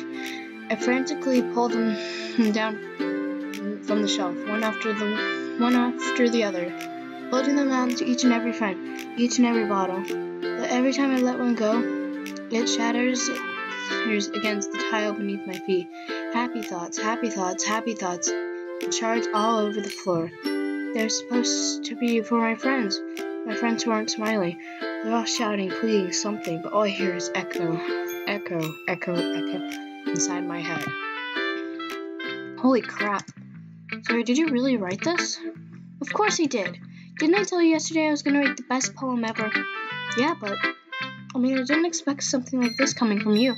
Monica taught me a whole lot, and I've been in really touch with my feelings. I see that. It's almost kind of creepy, and I'm sent. You're gonna say same. Same! Creepy? Well, not exactly. Maybe because I'm used to you being so cheerful. Well, never mind. I'm thinking too hard about it. The point is, it came out good, so you should be proud of it. Aw, thanks. I feel like I was meant to express myself this way. Even helps me understand my own feelings a little bit better. Writing is like magic. Oh no, don't hate your life. Same. You've gotten pretty passionate about this, huh? I hope you keep it up. Yeah, writing's the best. I'm gonna keep writing until I die. Don't get ahead of yourself. Terry always has a habit of getting obsessed with something before dropping it no more than a week later. I wonder if this is one of those times. But seeing the passion arise makes it hard for me to be pessimistic. Minky. Hi again, Mr. Winter. How's the writing going? Alright, I guess. I'll take that. As long as it's not going bad. I'm happy that you're applying yourself. Maybe soon you'll come up with a masterpiece. I wouldn't count on that. You never know. Want to share what you wrote for today? Sure, here you go. I give my phone to Monica. Alright, it's pretty good. Makes me think of Sayori like the other one that you wrote. You two are like the dynamic duo. That's kind of exaggerating it. Yeah, probably. You do spend a lot of time with her, even in this club, don't you? And again, I don't blame you for being a little shy. I'm not shy, it's just I'm just teasing. I know it takes a little bit of time to make friends with everyone. But Yuri and Natsuki are super interesting people, so don't be afraid to give them their share of time. You can talk to me every now and then too. I'm not like unapproachable or anything, am I? Oh no, it's nothing like that. I'm just still getting used to being here, that's all. Yeah. Sorry if I was putting pressure on you or something. I really didn't mean it like that. Yeah, it's just my third day, okay? No, don't worry. I get what you're saying. Well, alright. But anyway, you want to read my poem now? I like the way this one turned out, so I hope you do too. Alright, let's take a look. Save me. The colors. They won't stop. Bright, beautiful colors. Flashing, expanding, piercing. Red, green, blue. Red, blue, and green. Red, blue, and green. Karma, chameleon. Okay, I'm gonna stop. Endless cacophony of meaningless noise. Noise. It won't stop. Violent. Doki Doki fandom versus Undertale fandom versus Five Nights at Freddy's fandom versus the Fortnite fandom versus Clash of Clans fandom versus Jetpack Joyride. Wow. Squeaking, screeching, piercing. Sine, cosine, tangent, like playing a chalkboard on a turntable, like playing a vinyl on a pizza crust. An endless poem of meaningless. Load me. I got you, Miniki. So more abstract than your last one, huh?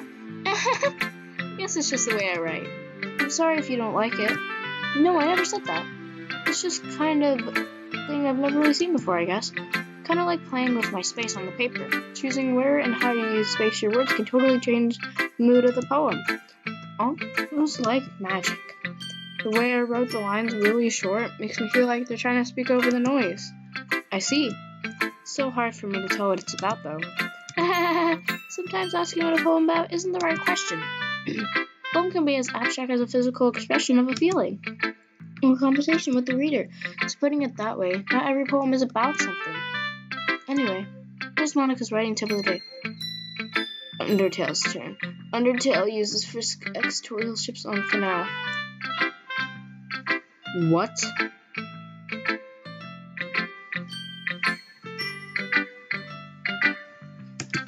Sometimes you'll find yourself facing a difficult decision. When that happens, don't forget to save your game. You'll never know when you might change your mind, or something unexpected may happen. Wait, is this tip even about writing? What am I even talking about? That's my advice for today. Thanks for listening. Monica, are you okay? It's not really worse than your last one, but I can't really say it's any better either. Phew. Huh? Phew? What? Well, anything that isn't a train wreck, I'll take as a win. I get the feeling that you're probably the most critical. Hey, what makes you... Enough uses I got no time song on Undertale. Oof. Hey, what makes you... Wait, maybe that was a compliment? Glad to see someone recognize my experience. Well, then keep practicing. Maybe you'll be as good as me someday. That's what something tells me. Not to completely miss the point. Come to think of it, this kind of reminds me of Sayori's poem from yesterday. You think so? Yeah, well, I guess I've been friends with her for so long. You might be on the same wavelength, but you never really struck me as her type. Sayori has a type all of a sudden? Well, I don't know, but honestly, how can someone so fluffy spend time with someone like you? Like she's dragging around a dead weight. That was a little unnecessary. But think of it this way. If it weren't for weird for me, she would probably just fly away like letting go of a balloon. You could say we take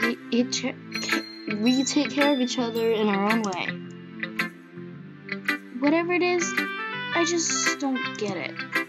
Oh yeah, I guess I'm supposed to be showing you my poem. Here. Oh, Amy likes spiders. You know what I heard about Amy? Amy likes spiders. Iggly, wiggly, hairy, ugly spiders. That's why I'm not friends with her. Amy has a cute singing voice. I heard her singing my favorite love song. Every time she sang the chorus, my heart would pound to the rhythm of the words. And she likes spiders. That's why I'm not friends with her. One time, I hurt my leg really bad. Amy helped me up and took me to the nurse. I try not to let her touch me. She likes spiders, so her hands are probably gross. That's why I'm not friends with her. Amy has a lot of friends. I always see her talking to people. She probably talks about spiders. What if her friend starts to like spiders too? That's why I'm not friends with her. Doesn't matter if she has other hobbies. It doesn't matter if she keeps it private. It doesn't matter if it doesn't hurt anyone. It's gross. She's gross. The world's better without spider lovers, and I'm gonna tell everyone. Not bad, right? It's quite a bit longer than yesterday's. Yesterday was way too short. I was just warming up. Hope you didn't think that was the best I could do. No, of course not. Anyway, the message is pretty straightforward in this poem. I doubt I have to explain it. Sometimes you can explain complicated issues with much simpler melodies. Helps people realize how stupid they're being. Like anyone would agree with the subject poem is an ignorant jerk. Do you know people like that? Of course, how everyone thinks about that doesn't matter. It can be about anything. Fortnite uses Sunstrider, and I will stop for now. But I have 2 pet tarantulas named Fang and Legs. Nice. These is really true. Everyone has some kind of weird hobby or guilty pleasure. Something that you're afraid if people find out they make fun of you or think less of you. But that just makes people stupid. Who cares about someone? Who cares about what someone likes? As long as they're not hurting anyone, it makes them happy. I think people need to learn to respect others for liking weird things. Well, you're definitely right. At least I can relate to that. I'm pretty sure a lot of other people can too. That's what I do best, after all. I don't like writing unless there's a good message to take away from it. Like, conveying emotions is important, but I want to make people think and not just feel. Remember that. I'm gonna write a good one for tomorrow too. So look forward to it. Who should I tell my poem to next, Yuri? Let's see what you've written for today. Well done, Mr. Winter. Your skills are already improving. Really? Thanks, Yuri. Coming from you, that means a lot. It's nothing. I'm just happy to help inspire fellow writers. But I know you're new to this, so don't worry so much if it seems like you can't get your poems to feel perfect. You don't need to be afraid to be a little more daring. Metaphors can go a long way. Don't feel like you need to work your brain like turning a bunch of gears. Try to let your mind wander through your feelings and write down the things you see and hear. That's one way to truly enable your reader to see into your mind. It's a very intimate exercise. I see. That's certainly an interesting technique. Thanks for sharing. I have an example of that if you would like to read it. Of course. Is this a poem you wrote for today? Yuri nods and timidly hands me your poem. The raccoon. Oh, this one. I love this one. It happened in the dead of the night while I was slicing bread for a guilty snack. My attention was caught by the scuttering of a raccoon outside my window. That was, I believe, the first time I noticed my strange tendencies as an unordinary human. I gave the raccoon a piece of bread. My subconscious was well aware of the consequences, well aware that a raccoon that is fed will always come back for more. The undeciding beauty of my cutting knife was the symptom. Bread and a hungry curiosity. Raccoon and urge. The moon... I can't read it! Oh my god, Yuri, can you, actually write?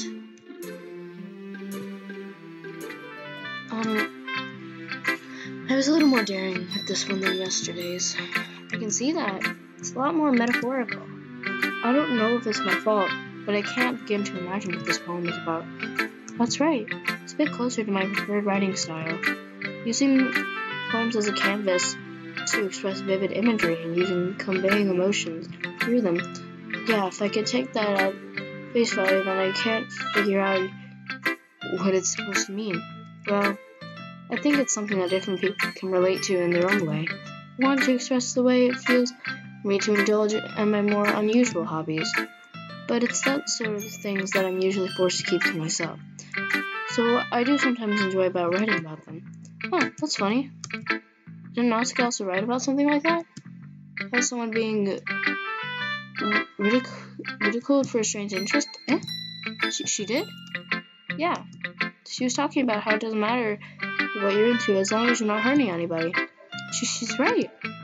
I mean, does she really feel that way? Yeah. Sounds like you have that in common. That's, interesting. To me, she's the kind of person to make fun of my hobbies. But I guess that's my fault for judging, isn't it? Please don't tell her I said that. Don't worry. I have no reason to. Okay. Thank you for sharing it with me. After all, if I hadn't learned to embrace my own weirdness, I'd probably hate myself. I might be ranting a little bit now, but I'm glad that you're a good listener. Okay, what even percent am I at? 29. Okay, everyone, we're all done reading each other's poems, right? I have something extra planned today, so if everyone could come sit at the front of the room. Is this about the festival? Well, sort of. Look, do we really have to do something for the festival? It's not like we can put together anything in just a few days. We'll just end up embarrassing ourselves instead of getting any new members.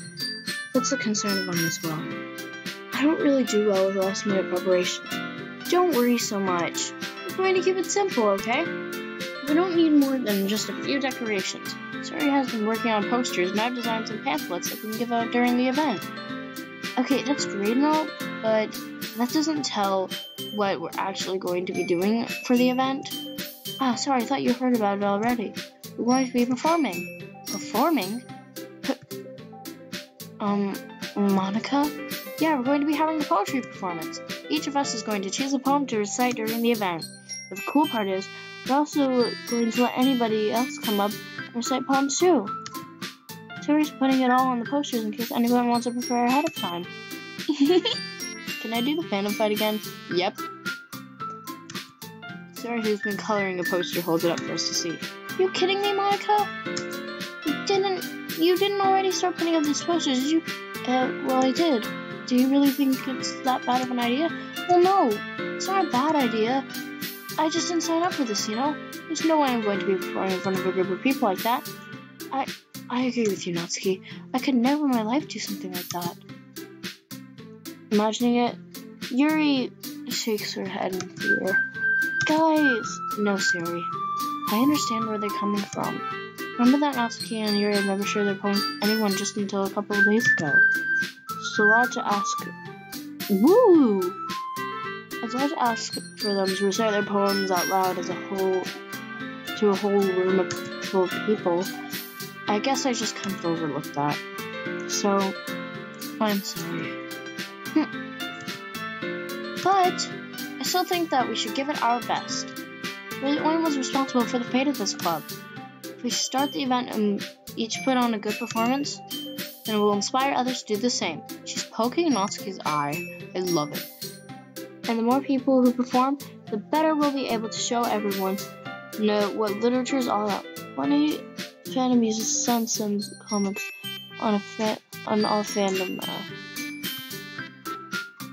Yeah, it's about expressing yourself and your feelings, being intimate with yourself, finding new horizons, and having fun. That's right. And it's those reasons that we're all in this club today. Don't you want to share that with others? To find them in the same feelings that you brought here in the first place? I know you do. I know we all do. If all of it takes is standing in front of a room for 2 minutes and reciting a poem, then I know you can do it. Natsuki and Yuri remain silent. Sayori looks worried. I guess that leaves me no choice. I agree. I don't think it's too much to ask. I think that Sayori and Monica have been really trying hard to get new members. The least we can do is help them out a little bit. Well, maybe, but... Looks like Natsuki doesn't have any arguments left. Ugh, okay, fine. I guess we'll just have to get it over with. Alright! Phew. Thanks, Natsuki. What about you, Yuri? Yuri just quickly glances around the room as everyone's expectant faces. Guess I really don't have a choice. Haha, that's everyone! You're the best, Yuri! This club is seriously going to be the death of me. Oh gosh. We'll be fine, Yuri, but anyway, let's move on to the main event. I want each of you to choose a poem of yours. We're going to practice reciting them in front of each other. No way!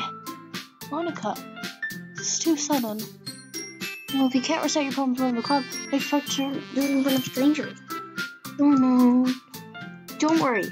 I'll start off by your thing called Sonic Join the Battle.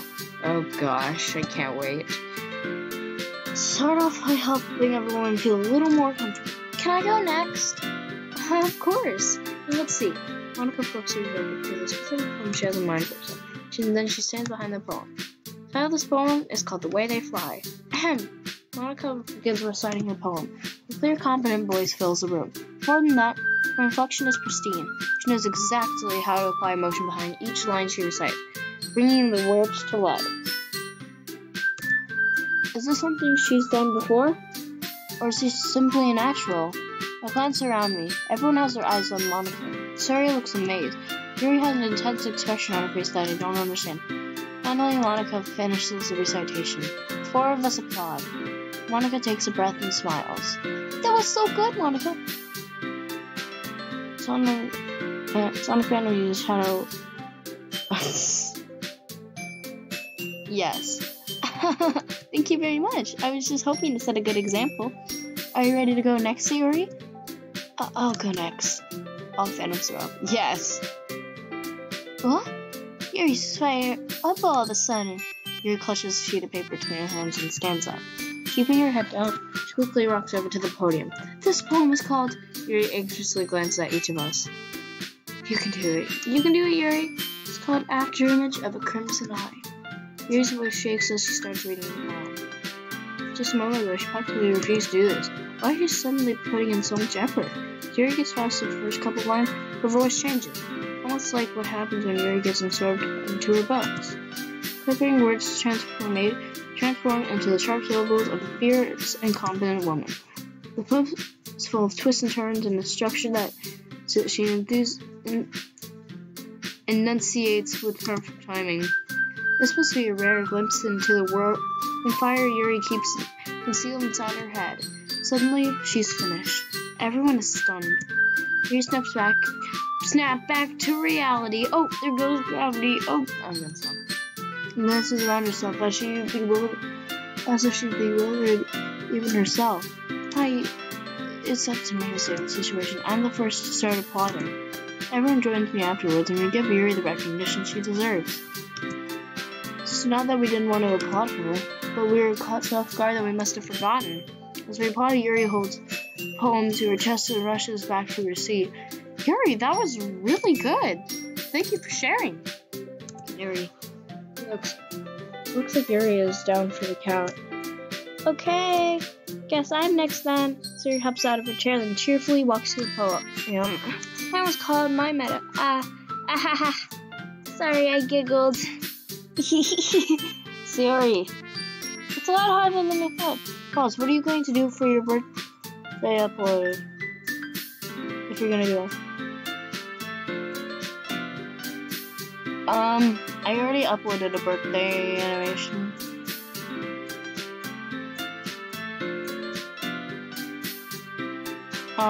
It's called the hacking, I think I called it Birthday Machine. It's a bird machine meme.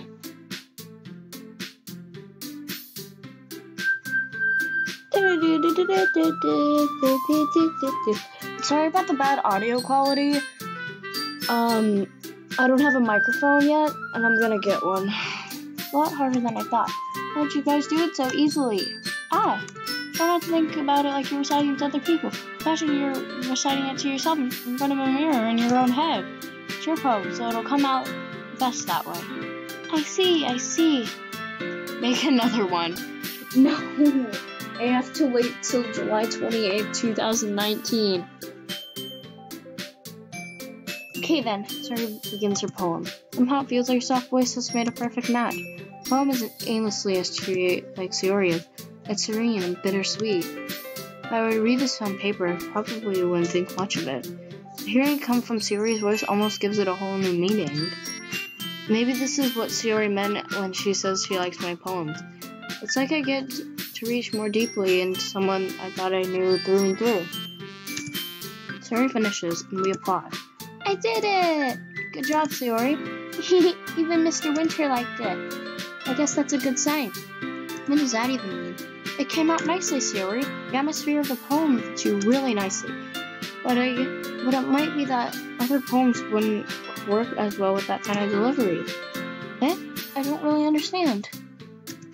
In other words, I've seen poems of yours where that sort of gentle delivery wouldn't work as well. They might need a little bit of force behind them, depending on what you're reading. Oh, I know what you mean. That's why I've been practicing that kind of thing. And it's just embarrassing to do in front of everyone. The next time... I'm getting text messages! Oh, I'm sorry that I keep having to move my screen out of the way. I just don't want anybody to see my text messages. I don't want them to.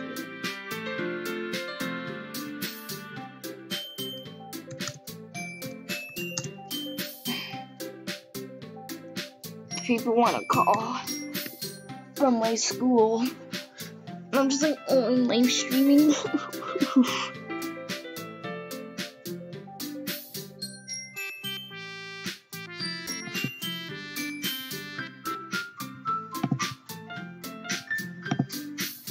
In fact, I uploaded my first video on my birthday. Wow! Your birthday's on July 21st? Oh. The next time I'm going to make you pick a poem that challenges you a little more. We don't have much time before the festival, you know. Okay. Now who's next? Natsuki? Don't make me go before Mr. Winter. It's not like I can compare to you guys anyways. Might as well let Mr. Winter learn everybody's standards before I have to do it. Natsuki.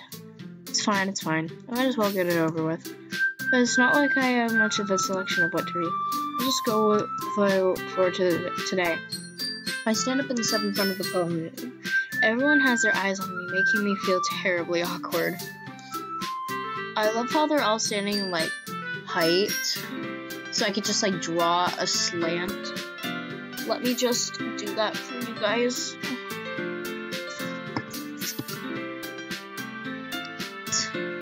See, I could just balance just a line on their head. Look.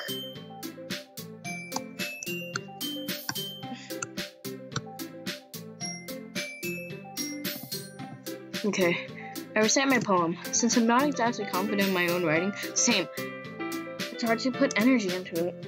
Despite that, once I finish, I receive applause anyways. I'm sorry, I'm not really as good as everyone else. Don't worry about it so much. I think it's less about your abilities and more about your lack of confidence in your writing. That's something that'll improve over time, though. Yeah, maybe. Alright then. That just leaves you, Natsuki. Yeah, I'm going. Natsuki, they use such big words. Begrudgingly gets out of her seat and makes her way to the podium. This poem is called Why Are You All Looking at Me? Because you're presenting. Anyway, the poem is called Jump. Natsuki takes a breath. When she starts reciting her poem, her sour attitude disappears a little. While she's still an enthused, her poem has rhythm and rhyme to it. It's Natsuki's trademark style, and it works surprisingly well when spoken out loud. Okay, let's get back.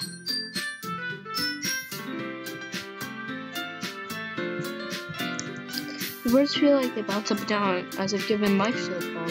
Natsuki finishes and everyone applauds. She hops back to her seat. That wasn't so bad, was it? Easy for you to say. You better not make me do that again. Well, do you at least feel prepared enough to recite a poem in front of other people? I mean, doing it in front of other people will be way easier. I can put on whatever face I want for other people.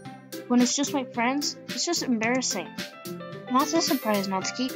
I think it would be the other way around for me. Well, that's just how it is, so...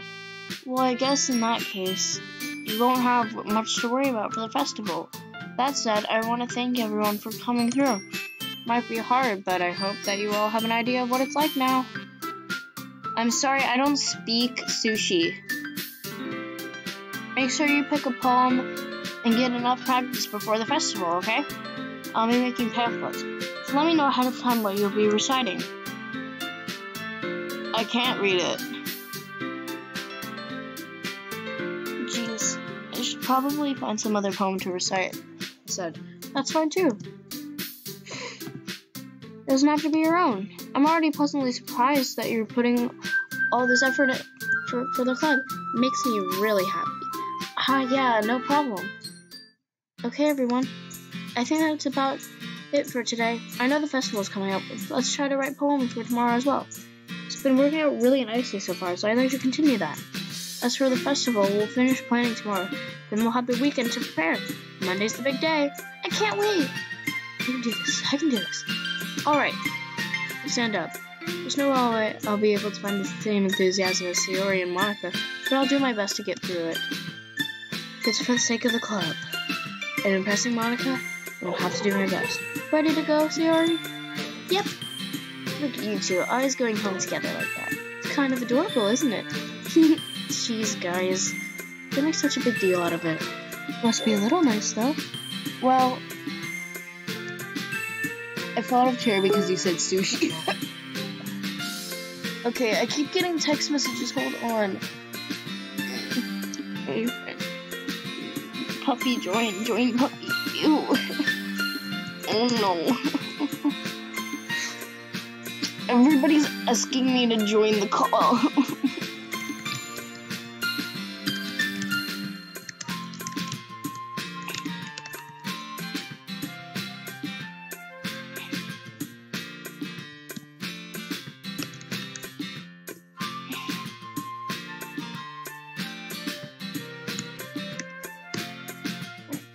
Okay, everybody wants me to join the call. Hi, I'm currently live streaming and playing a game. What are you playing? Playing Doki Doki Literature Club. I've been playing it for like 2 hours. Doki Doki. Is it fun? Yes. I'm currently live streaming, so say hi to everyone. Can we call you by your actual name or should we not? Just call me Puppy, okay? Speak egg roll? Wow. Tap into my chat, the live chat. I have actual fans. How many people are watching? What? How many people are watching? I'm not sure. Well, check. I just like exited out of the game. No, I didn't. Are you playing on your phone or what are you playing on? I'm playing it on my computer. And I'm gonna have to be reading dialogue, so it's going to be awkward because you guys are just gonna be like, who's this person talking about? Mm-hmm. Peter, come back on. This is so sad. Alexa, play Despacito. I don't want a sample. Alexa, stop. Alexa, stop.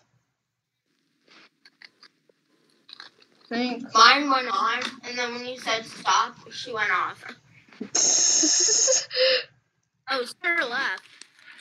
Oh, oof. Is your YouTube channel Puppy? It is, right? Yeah, it's Puppy with 2 eyes. Why, are you gonna watch my stream? Oh no. I only have one person watching.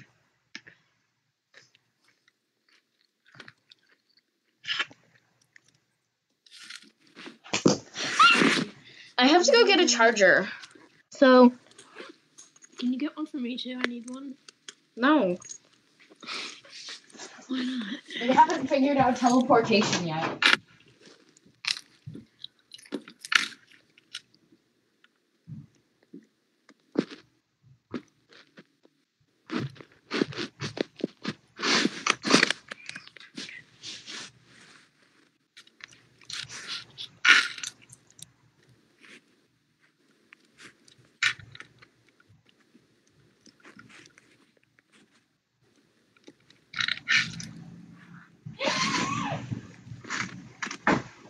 I'm back.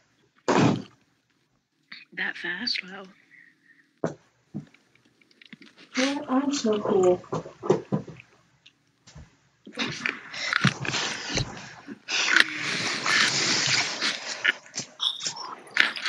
Also, if you hear me talking about some person named Mr. Winter, that's my name in the game. That's what my fans wanted me to name myself. And then there's Yuri, Monica, Sayori, Natsuki. Those are my club members.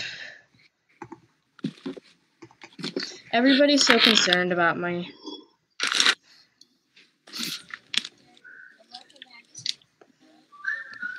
Oof, down.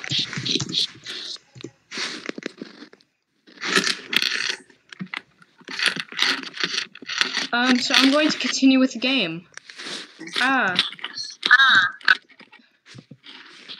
How am I supposed to respond to that? Nobody knows what I'm talking about because I just got onto the call. 315 subs, nice. Oh, only one person is watching you. I know. That's because everyone's busy. Probably. Usually I have more people on. Streams.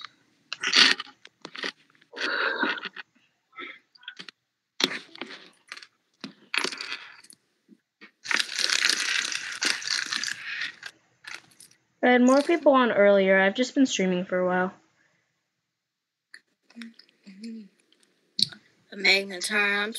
You are not Albert Einstein. Talking to the live chat. No! Oh, my friend's live.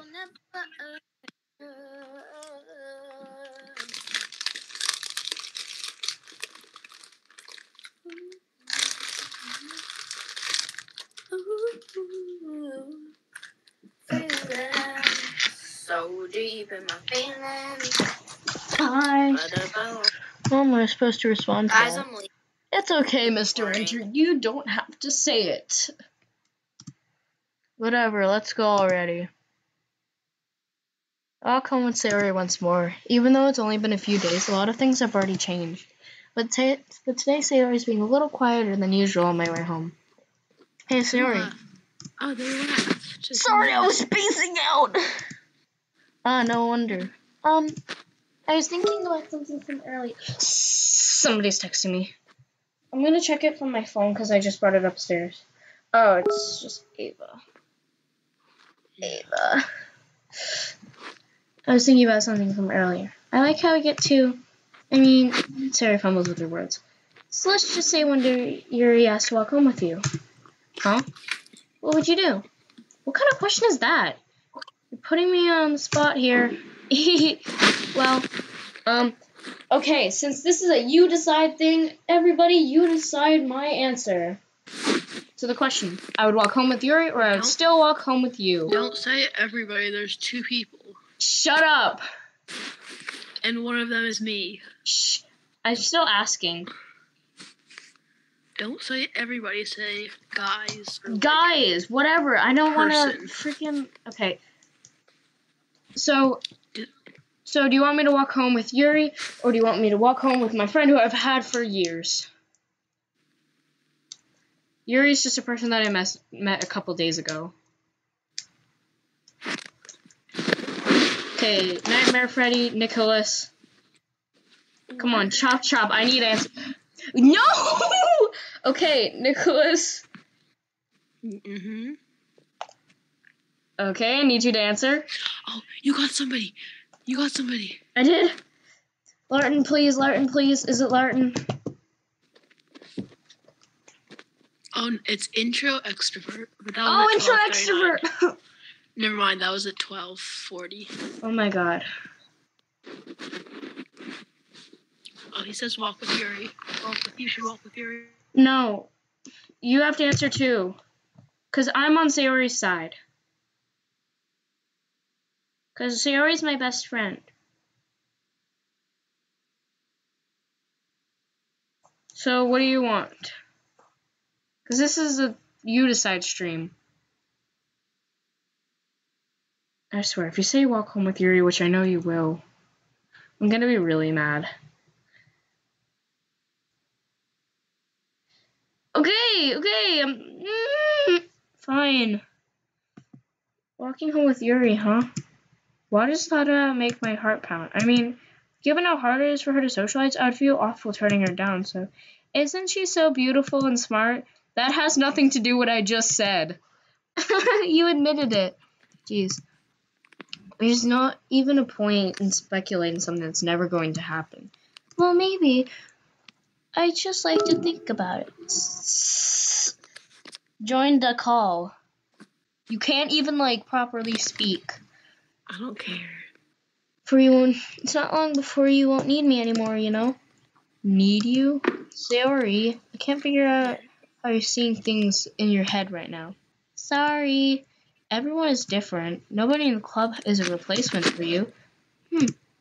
If you say so. Conversation trails off and I'm left feeling awkward. But it's kind of her fault for trapping me. It's such a weird question. Can't just lie to her. Yeah, because she's my best friend. But if there's something that makes her happy, I would hate to take that away from her. That's why I said there's no point in speculating. Then again, the festival is only a few days away. Who knows what'll happen in that time? I do, because I played this game before. Okay, so this is Sayori. We're going for Sayori. This is Sayori's route.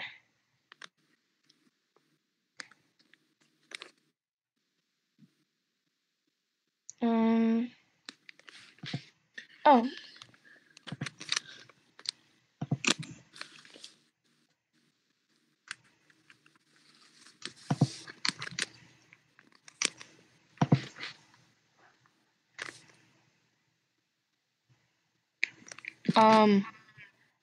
Oh, what one would be Sayori? No, that was Yuri. Clumsy. Adventure. Treasure. That's okay. I need to stop.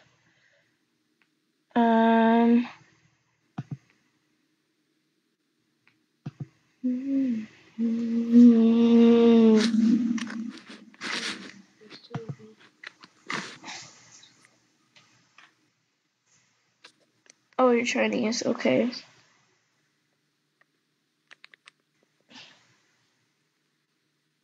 Nice.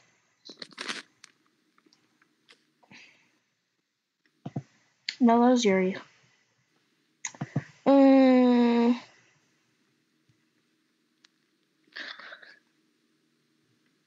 Look at the Google Hangouts. There's two of me. Scree.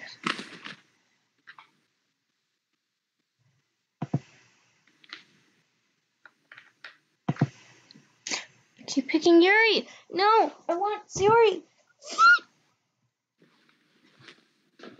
Don't scream. No, I'm screaming. It's called rage. Yes, why? And now you're forced to deal with it. Oh man, I'm the last one here again. Don't worry, I just walked in too. Were you practicing piano again? Yeah. You must have a lot of determination.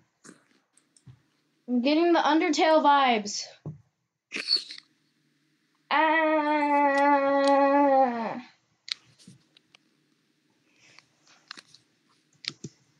Starting this club and now picking up piano? Well, maybe not determination, but I guess passion. Remember that the club wouldn't be here if it wasn't for all of you. I'm super happy that you're willing to help out for the festival too. I can't wait for the festival. It's gonna be great. Eh? Weren't you complaining about it just yesterday, Natsuki? Well, yeah. I'm not talking about our part of the festival. But a whole day of school where you get to play and eat all kinds of delicious food? You sound a bit like Sayori all of a sudden. Monica, do they usually have fried squid? Squid? That's a pretty specific thing to look forward to. Oh, come on. Are you saying you don't like squid? You of all people? I didn't say I don't like it. Besides, what do you mean, you of all people? Because it's right in your name. Monica. That's not even how you say my name at all. Also, that joke makes no sense in translation. Never mind. Let's just focus on our event, okay? For now, okay? Fine. Your reactions aren't as funny as Yuri's or Sayori's anyways. Excuse me? Where's Sayori anyway? Oh, there you are. Sayori's sitting at a desk in the corner of the room, looking down at nothing. I walk over to her. Hey, Sayori. I have my hand in front of her face. You're spacing out again. This is really awkward. Your bird's just kind of sitting on your table.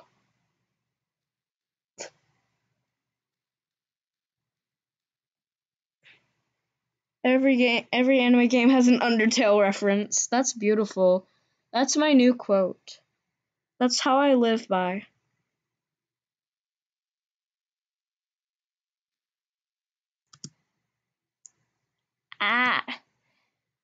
Sorry, don't mind me. You can go talk to everyone else. What are you doing? Yay! Now I'm free to feel not awkward. Huh? Is everything alright? Oh, of course. Why wouldn't it be? It just feels like you're a little off. Sorry for assuming things. Geez, you worry too much about me. I'm fine, see? Sarah shows me a big smile. Don't let me distract you from having fun with everyone else. Well, alright. If you say so. I worriedly glance at Suri before turning back toward everyone else. But the conversation is already dispersed with everyone. I didn't read that. Whatever. Maybe I should ask Monica if she's noticed anything about Suri recently.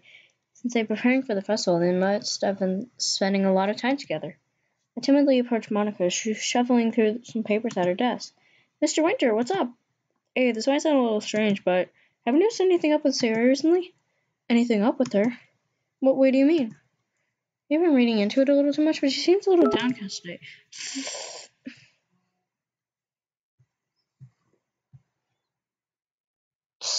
I don't think he even noticed that I left the call. Oh, you think so? I can't say I've noticed anything about her. Monica appears across the room at Sarah, who's idly dragging a rubber eraser down at her desk. Maybe there is something on her mind. But I'm surprised I'm not the one asking you, Mr. Winter.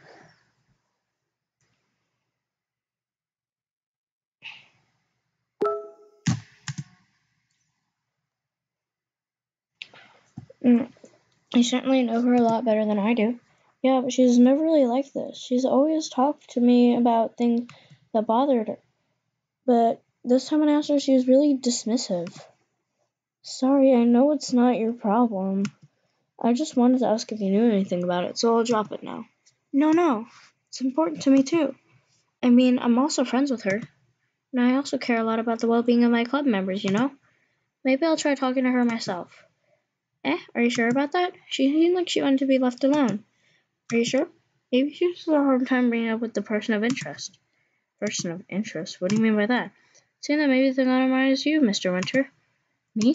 How on earth would you come to that conclusion? Well, probably shouldn't say too much, but Sarah talks about you more than anyone else, you know? She's been so much happier since you joined the club. It's like an extra light was turned on inside of her. What? No way. Suri is always like that. What? I think I just accidentally screenshotted. Full of sunshine. It's not any different now than it's always been. You're so funny, Mr. Winter. Have you ever thought maybe you've always seen her as so cheerful? Because that's just how... alright. Monica smiles meaningfully. I know she said to forget about it, but I already know that I won't be able to get her words out of my head. Okay, it feels weird not having the music on.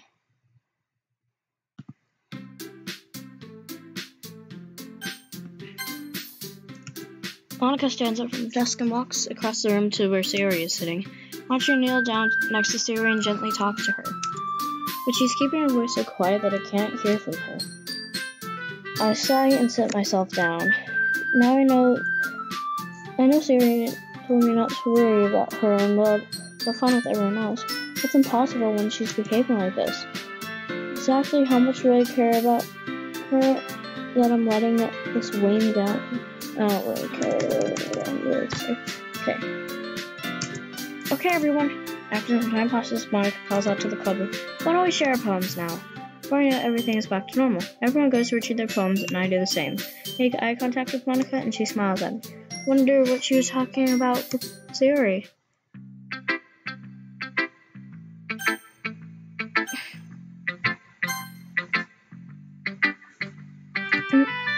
This is your lesson so far.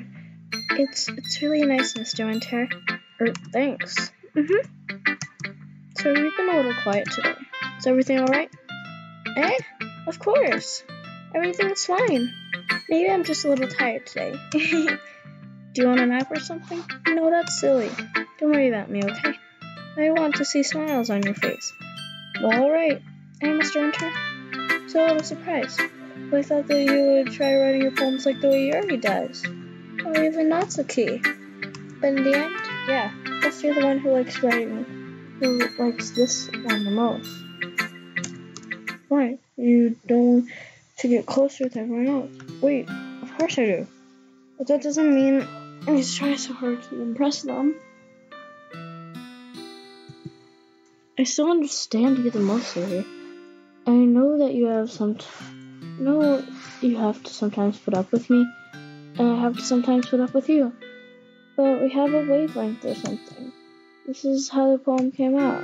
Sometimes it feels like you're the only exciting thing in my life. So sometimes it's just easier to write when thinking about you. Siri? No, Mr. Winter, I don't deserve this. You're too nice to me. Why are you doing this? Siri has trouble keeping her voice steady, and all of a sudden, if you had fun with everyone else instead, this would be so much easier. Siri. I glanced around the room to make sure no one else has noticed this. Sayori, I've probably never said this before. I don't understand what you're feeling right now. Tell me what will cheer you up. Sayori shakes her head. She sniffles and keeps shaking her head. Finally, she gathers herself and puts on a smile. It's nothing, Mr. Winter. It's just a little rain cloud. I'm sorry you had to see that. I promise it won't happen again. There's smiles for everyone, okay? That's all that matters. Go play with everyone else. I'm gonna go home a little bit early today. Sayori, tell Monica I wasn't feeling well, okay? I'll see you tomorrow. If we can say anything else, Sayori cheerfully walks out of the classroom humming to herself.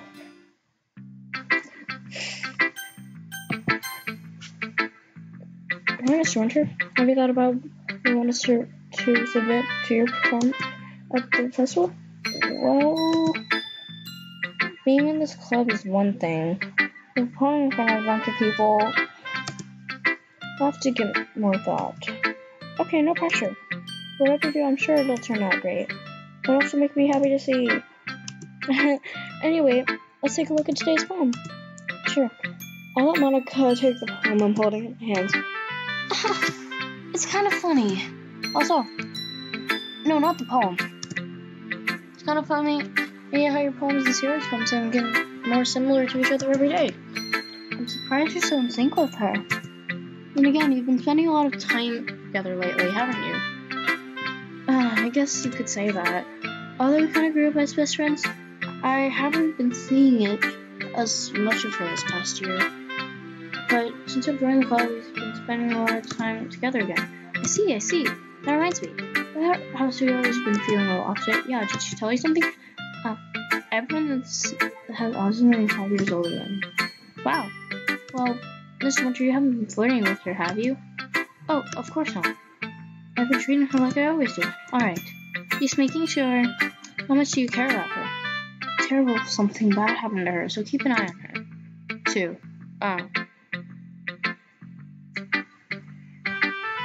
Sayori's been acting so much happier ever since she joined the club. What could have happened all of a sudden? Well, never mind. This really isn't the time to be talking about this.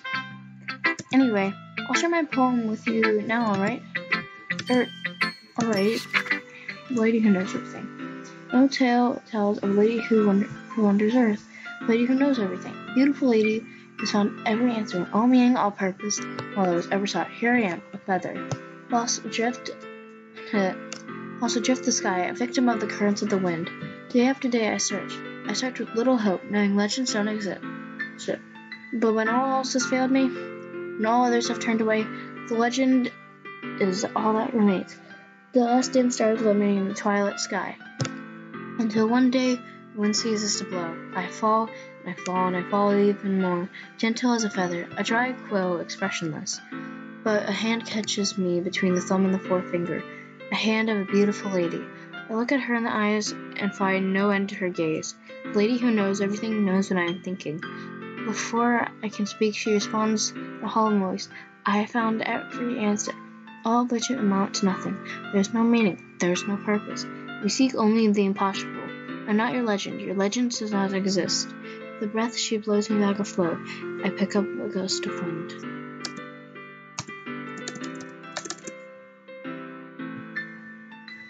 You know, I feel like learning and looking for answers are the sort of things that get like me. Not to get too philosophical or anything. It's kind of on my mind, so that's what I wrote about. I see. I never really put that much thought into it. In a way, it's almost paradoxical. Because if we had all the answers, wouldn't the world start to lose its meaning? You know, there's one thing I noticed. It seems like everyone in the club prefers writing about things that are more sad than happy. Are you surprised? I mean, if everything was okay, we wouldn't really have anything to write about, would we? Humans aren't two-dimensional creatures. I think you know better that than anyone. You mean one-dimensional? Yeah, that. Anyway, here's Monica's writing tip of the day. Are you ever too shy to share your writing because you're afraid it's not that good? It can be really disheartening to get a lukewarm response to something that you put so much into. But if you find other people who enjoy writing, then sharing it becomes a lot easier. Because instead of just telling you that your writing is good or okay or bad, I want to focus more on everything that went into it and the things you can work on. It's more encouraging that way, and it'll make you want to continue improving. It's almost like having your own little literature club, don't you think? That's my advice for today. Thanks for listening.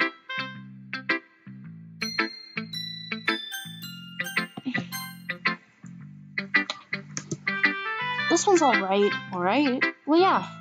Not as good as yesterday's anyway. See what you're going for, but it's really not myself. I mean, that's fine. I'm mostly glad that you're trying a little bit.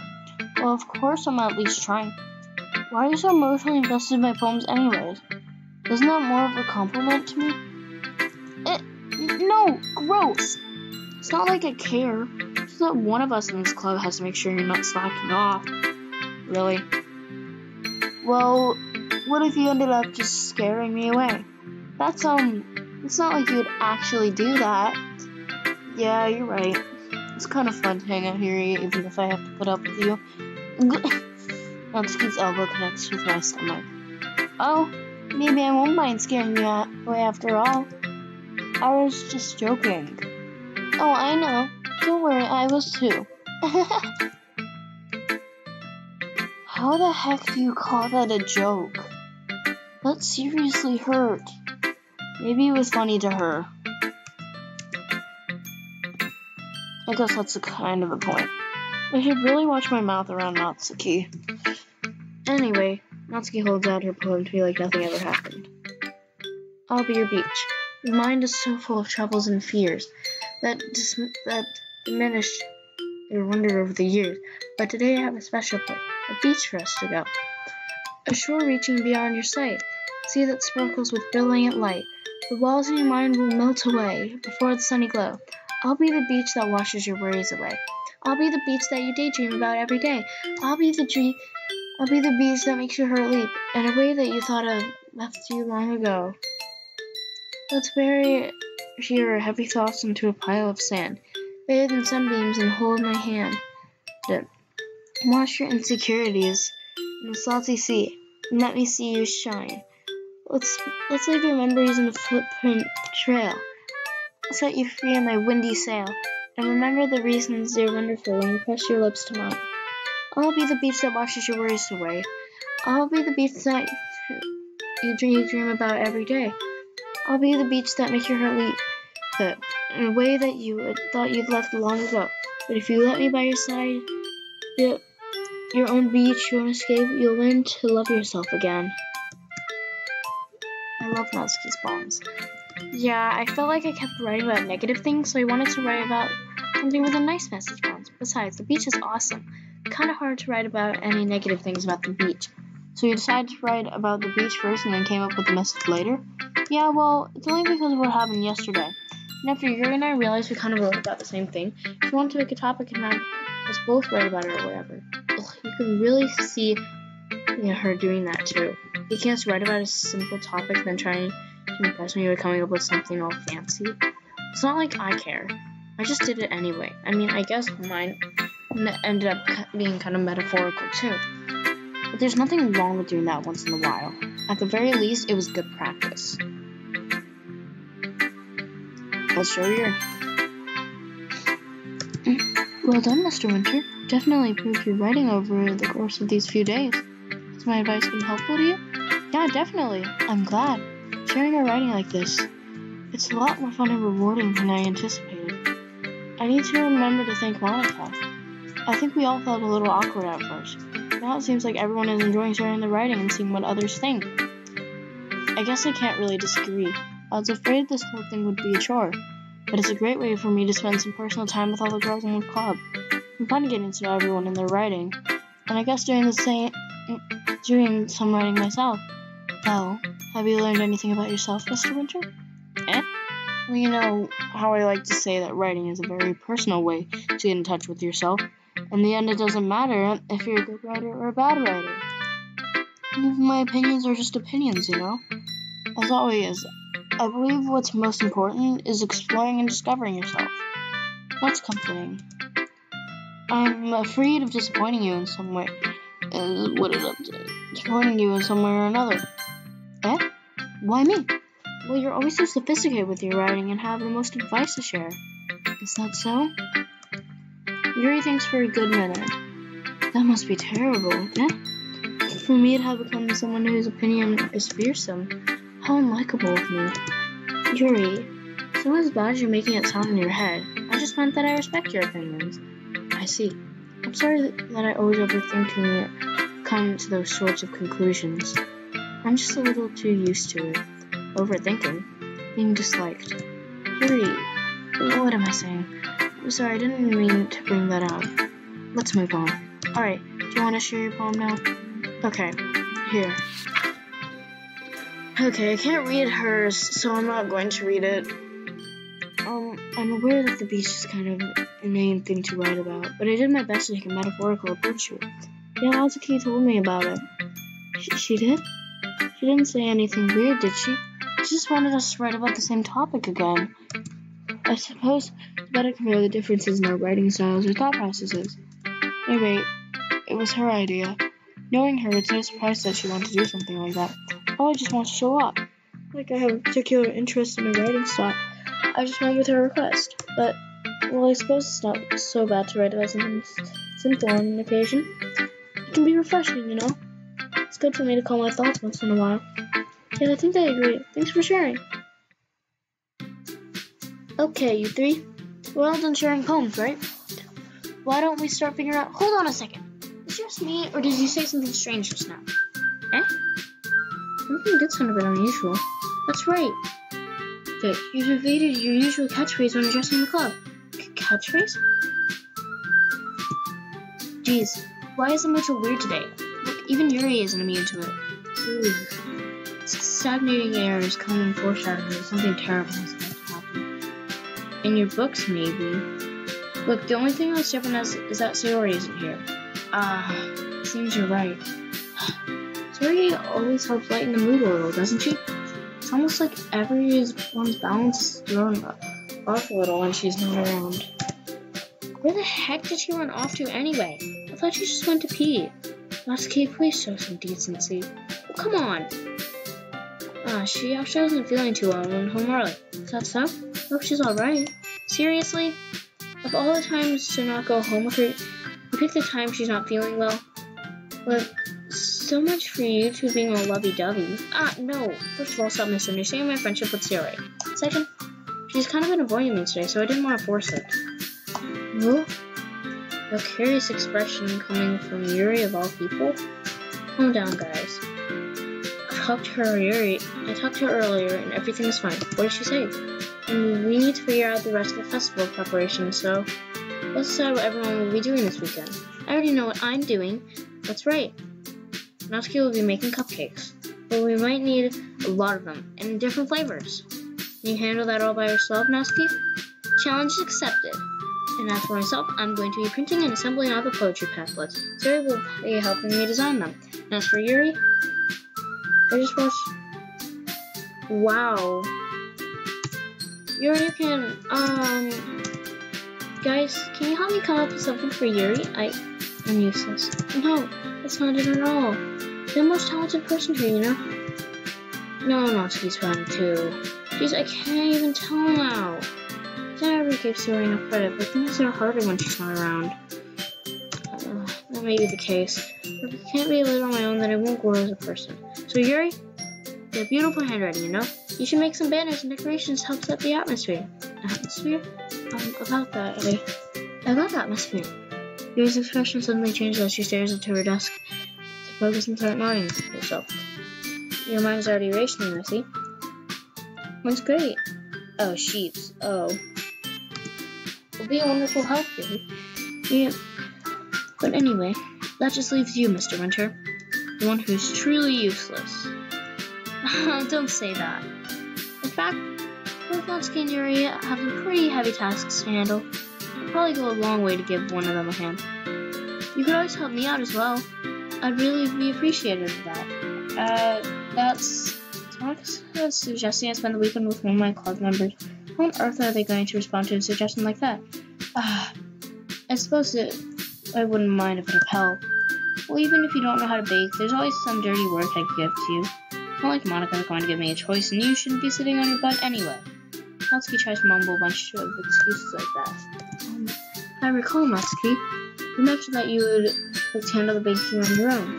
Mr. Winter may not be a rat, and I like to be around you if you only make out to be a nuisance, so therefore, he may be more assisting with the decorations.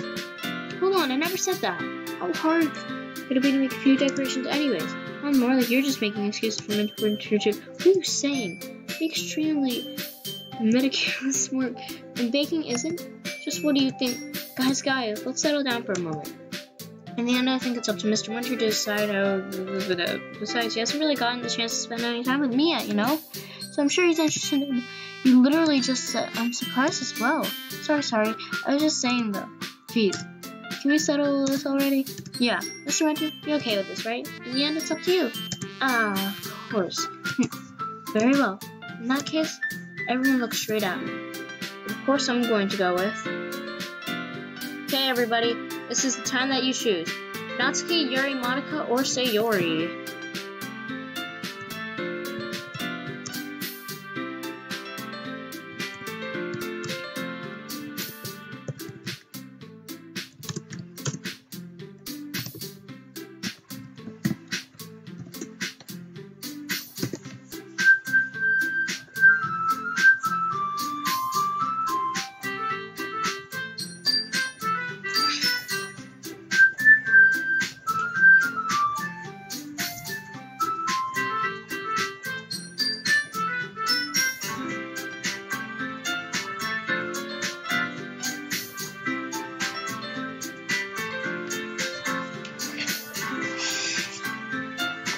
Okay, I'm waiting for people to respond. Natsuki, Yuri, Monica, or Sayori.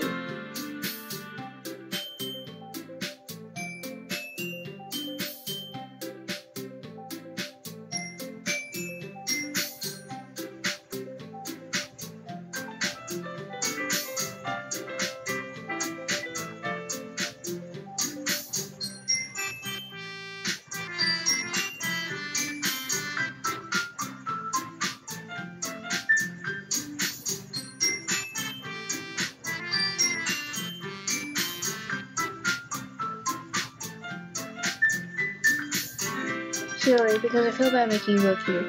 Oh, okay, Sayori. I mean, if it's going to be anyone, then I prefer helping Sayori. I mean, we're already neighbors, and Monica said that Sayori was helping her. Jeez, you really. Oh, I didn't mean for this to be difficult. Okay.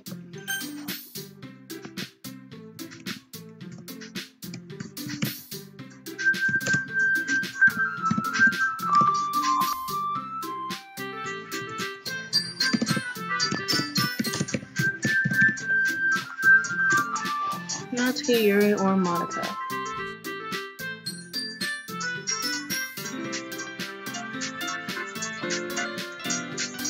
Just think of the cup.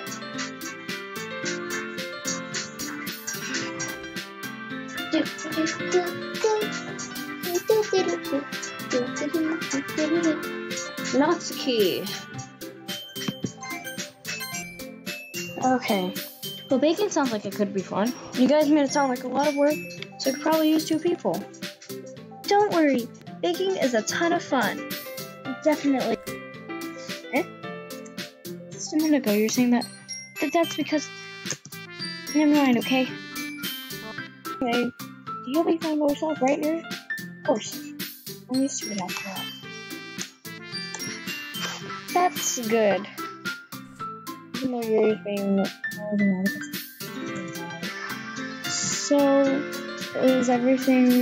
that's everything, right? Anything else we need to talk about? No, I think that's it.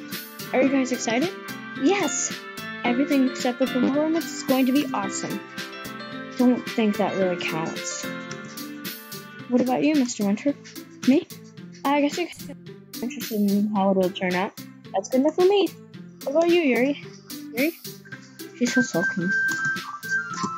Natsuki starts crying too. It's not that big of a deal or anything. Might not just be that. Yuri might just feel a little underappreciated in this, having to come up with something towards you and nobody offering to help. That doesn't mean I'm just back and forth between everyone with a worried expression. Well, let's see those over and put your hand down on your shoulder. Yuri, you really are the most talented one here, and you're going to help make the event a lot more fun and welcoming. Helpers will probably help a lot too, but you're going to make the atmosphere special. That'll be really important for the way people feel during the performances. So, you need to stop being dumb and give yourself a little more credit. He releases her hand and turns around to face the other direction. You didn't really mean that, did you? Not really, but Yuri is the only one surprised. Definitely going backwards. Natsuki of all people saying such encouraging things, and I begin to understand. Natsuki was trying to sound like Sayori, even if it didn't work perfectly. Yeah, I think she tried to say something Sayori would say at a time like this. But because Sayori always helps everyone smile and feel good about themselves. I'm sorry for being dumb. I'm going to do my best. All of us are going to make it a really great event. Yeah. I hope to see everyone do their best. But with that, there's nothing more for today, so I guess it's time for us to head out. Okay, but I'm staying longer. I only got to join the room today, so I don't know, there's nothing wrong with that. Everyone packs up their things. I start to follow Monica and Yuri out the door as they chat between each other. I still need to figure out our plans for this weekend. You literally would have gotten home and realized that you didn't have a way to contact. That's true. I have no idea how that slipped my mind. Geez, good thing I stopped you. Give me my number, okay? You better not make it weird or anything. Why would I do that? Natsuki gives me the number. Okay, coming over on Sunday. I'll bring all the ingredients. Wait, you mean to my house? Oh yeah, what's wrong with that? I just figured since I'm the one helping, I was going to. Yeah, right. I think I can have a guy over at my house. The guy would kill me. Really? He's strict if you ask me. Yeah, how do you think I feel? I can't do anything with that. I just need to come first. Have each other's numbers now. I need it. So text you when I'm coming over. I'm ready? Yeah. Ready to go. Show you why I love baking so much. We better look forward to it. Oh? Didn't you say you were just going to give me the dirty work? Well, I was just saying that. I think I could, in some of the when I was looking forward to this. Wait, really? Well, kind of. Just because I've never got to bake with someone else before. That's all it is, so. I get it. Sorry for overreacting. Anyway, I'll be heading out now. See you on Sunday. Never mind. I can't believe this. Nancy's going to be coming to my house on Sunday, even though I would have preferred to do with Sayori. Anxiety still shoots through the room. Guess I've gotten used to handling her at this point. Who knows what might end up happening when we're outside of school. She would tell me she was looking forward to it. I shake my head. Why do I feel nervous that Sayori finds out about this? Not like we feel that way about each other. Besides, like Monica said, this is about the club. I have nothing to worry about. If I just go with it, then I'll have a good time. It's already Sunday. I've been getting increasingly anxious about Natsuki's upcoming visit. I keep telling myself that there's no reason to be nervous. It doesn't help much. I wonder if she'll act any different when it's just the two of us. Meanwhile, she's been texting me a lot. We sent each other... I can't speak. I had to visit Sayori before Natsuki comes over. Rather than ask her, I tell her I'm coming over, much like we've done in the past. Once I reach Sayori's house, I knock on the door before entering it myself. Again, we used to play so often, we made it a habit of simply entering each other's houses like we're family. The house is quiet. Sayori isn't anywhere on the first floor, so I assume she's up in her room. Chance of her to not run down and greet me. I head up to her bedroom for I finally meet her. Sayori? Hi, Mr. Winter. We sit down in her room. Sayori forces a smile, but it's easy to tell that friend. It was made of silence between us. You haven't come over like this in a long time, have you? I guess you're right. It has been a long time. Not much has really changed, has it? As it's always been. I also recognize the same stuffed animals and wall decorations that she's had for years now. If you came over more often, it wouldn't be such a mess. That's because I end up cleaning it for you. How come you suddenly want to come over today? Aren't you supposed to see Natsuki today? Yeah, wait, how did you about that? Sure had already left by the time we decided that last club meeting. Monica told me it's only natural for her to keep me informed about the festival preparations, right? Oh, that's true. What about you? Are you going to be helping Monica today? Of course. I'm just helping her online. We don't plan to meet up or anything. Oh, so it's just me and Natsuki then. Yep. There's more silence. Sarah stares in a random direction. Everything about her behavior is unusual. I finally get to the point. I just wanted to see how you were doing after you left on Friday. When something is wrong, you can't hide it from me. I know you too well. So, Sarah smiles, shaking her head. That's no good, Mr. Winter. Huh? Why can't it just feel like it's always been? This is all my fault. If I didn't get so weak and act express my feelings, if I didn't make that stupid mistake, then you wouldn't have been worried about me at all. You wouldn't have come here. You wouldn't have even been thinking about me right now. But this is just my punishment, isn't it? Being punished for being so selfish. That's why I decided to have you come over here. Just wants to torture me. Sorry. I'm sorry about this whole thing. What on earth are you saying? Are you listening to yourself right now? I know something happened to you. Moving my laptop. There's no other explanation for you to be like this. Just tell me already. So I know So he gives me an empty smile. You put me in a trap, Mr. Winter.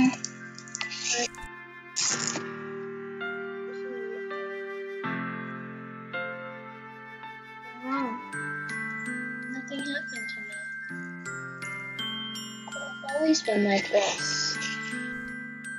You're just seeing it for the first time. Seeing what? What are you talking about, Sari? You're really just going to make me say it, aren't you, Mr. Winter? Guess I have no choice this time. The thing is, I've had really bad depression my whole life. Did you know that? Why do you think I'm late to school every day? Because most days I can't even find a reason to get out of bed. What reason is there to do anything when I clearly know how worthless I am? But I'm stuck in my blanket. Oof. Go to school. I eat. I make friends. I make other people put their carry to waste by having them spend it on me. That's what it feels like. That's why I just want to make everyone happy. Without anyone worrying about me. I'm sure I can't even figure out how to respond. It's impossible that Sari kept me the entire time that I've known her. I really want so badly for me to just not think about her. Why that you've never told me about this? This feels like I've been betrayed as your close friend. Because if I knew everything I could to support you, even if there was so much that I could do, I could try a little bit harder to make every day a little better. I'm your friend. All you have to do is tell me. I don't understand at all, Mr. Winter. Why do you think I didn't tell you? Because if I told you, then you'd have to waste ever caring about me instead of doing the important things. I want to be cared about. It's bittersweet when you try to care about me. It feels nice sometimes, but it also feels like a bad thing swung against my head. That's why I wanted so badly for you to make friends with everyone else. Helping everyone be happy is the best thing for me. I discovered something else too. So you make friends and get closer with everyone in the club. It feels like a spear going through my heart. So that's why this life side of the world just wants to torture me. Every path leads to nothing but gold. You're right that I don't understand. I understand feelings at all, Sailor. I don't need to understand. Whatever it takes for me to help you stop, that's what I'll do. No, Mr. Winter, there's nothing at all. Anything that could have helped if everything could be like it always was. I was selfish. A horrible person I am. Tears streamed down Sailor's face. Did you join the literature club because I was selfish and I was punished for my heart hurting in a way that I couldn't understand? Why you came here and I made you? Just be selfish. That's all I am. So I'm going to accept these punishments because I deserve every last one. I'm thinking I once again grabbed Sailor's shoulder. Decided to pull her into a tight embrace. Mr. Winter? Sorry. I don't care if you feel selfish. I'm really happy that you convinced me to join the club. Seeing you every day makes it worthwhile, though.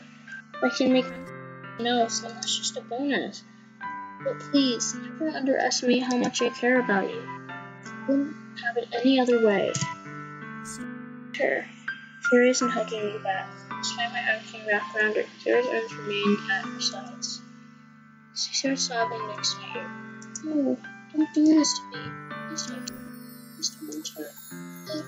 Sorry, but barely manages to speak clearly. I don't know if I'm doing the right thing. I want her to know that I care.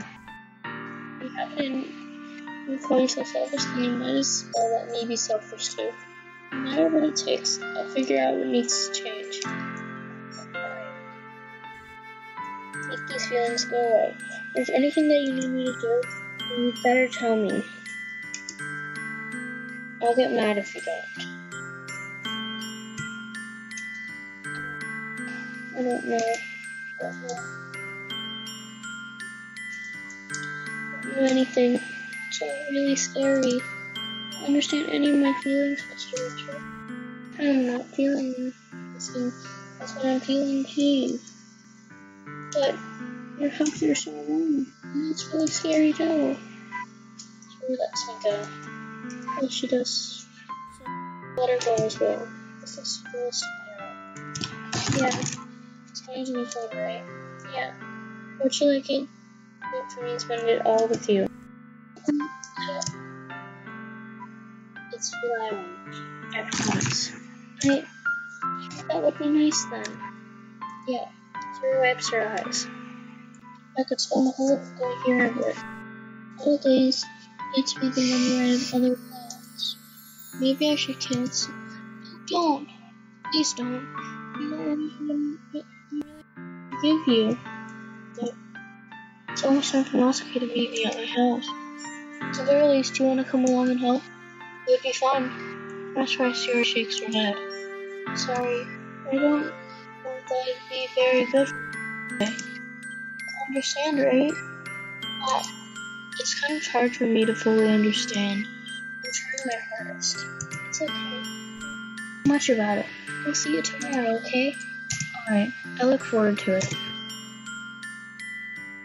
I say goodbye to Sarah and let's leave the house. On my way home, I feel myself feeling uneasy.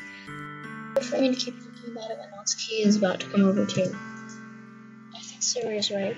I shouldn't be worrying too much. I'm definitely going to have a great time tomorrow. I should just focus on what's ahead of me.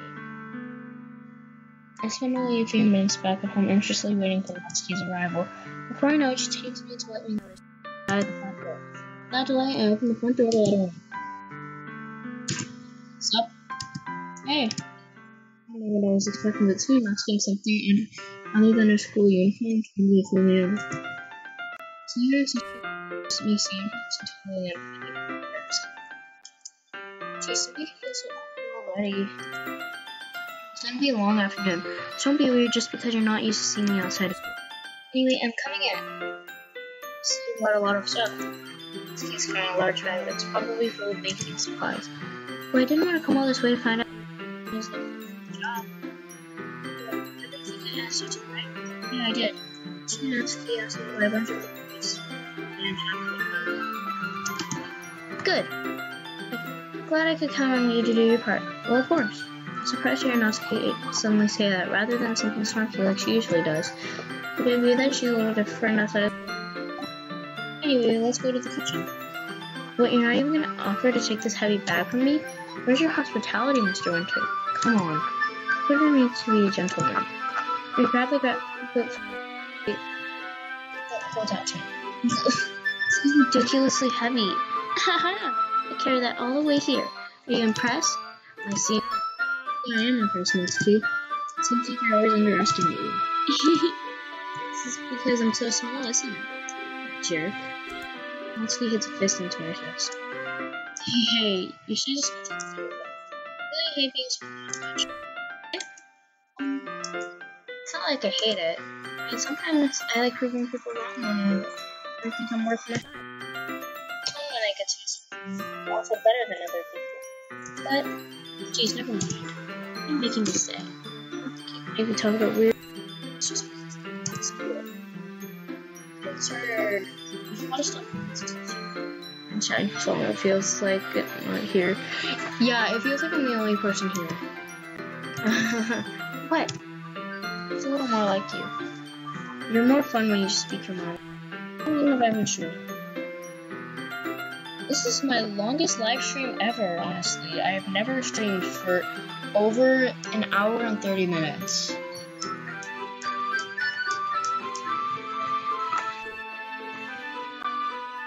So yeah, that's basically it.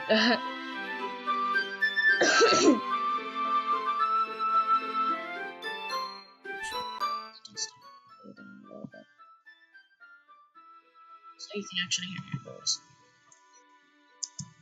Hey, you're treating me like a kid. I was just trying to be a little nicer to you, know? Just because I don't have a Natsuki can't the words in her face turns out. Natsuki, forget it. I didn't say anything. I should apologize. I appreciate it. I'd be nice. Should have been a little more considerate too. But also, if that's what you're thinking, then you should know that there are tons of guys who are into body types takers. How would you know that anyway? Just trust me on this one. Gross. Hey, was that to me? Who else? Man. Just get this started already. You're all sour when a girl calls you gross. I find my funny winter. Natsuki smiles and leaves. Please spare me. Well, if Natsuki decides to dish out more insults than that, there's no way I'm not fighting back. But she's satisfied enough now, finally starting to pull things out of her bag so we can get started. The whole kitchen is a mess. Sturdy bowl of flowers filled with fluid and plastic bags are every countertop. The mixer isn't big enough to make all the batter at once, so we had to do it several times. Meanwhile, babysitting all in the house to make sure I don't mess up her precious baking. Mr. Winter, where did you put coloring? I'm just going to the oven soon, so I need to fill the trays. I think it's still in the bag next to the table. What are you using it for? Oh, the batter, of course. Making each tray a different color. That way, even if the flavors aren't different, everyone can still pick their favorite. Oh, that's a cute idea. Are we going to do anything like that with the icing? Do you want to? Ask me. I don't really have a preference, though. Come on. You're not putting any heart into this at all. Can't you at least have fun? I'm having fun. I'm not really sure Natsuki's trying to get out of me. Meanwhile, let's either separate the batter into smaller bowls and put a few drops of food coloring into each. Oh, that does look pretty cool. Mama found my letter and now she's calling the cops. See? It's not like baking is just about following the instructions. The presentation is creative and have the most fun. It's a million times more worth it in the end if just looking at it makes everyone's eyes lighten up. Like the ones that you made on my first day, huh? Well, not too proud of your cat-shaped cupcakes and Sayori and Monica's delighted expressions. I wonder if I can make Natsuki proud like that too. Yeah. Food coloring then. Sounds like you're starting to understand. Just make sure you completely finish mixing the icing before you mess with the food coloring. Yeah, it's getting there. We're using electric mixers for the batter, so I got stuck with a whisk and a huge bowl for the icing. Icing's still lumpy. Are you even trying? Well, yeah. It'll just take a little longer. Geez, I'll be here all night if you do it like that. Here, look. Natsuki grabs a whisk from me and uses it in her it in her other hand to tilt the bowl back. I really need to beat the crap. For a few seconds, the consistency of the icing has already improved. See?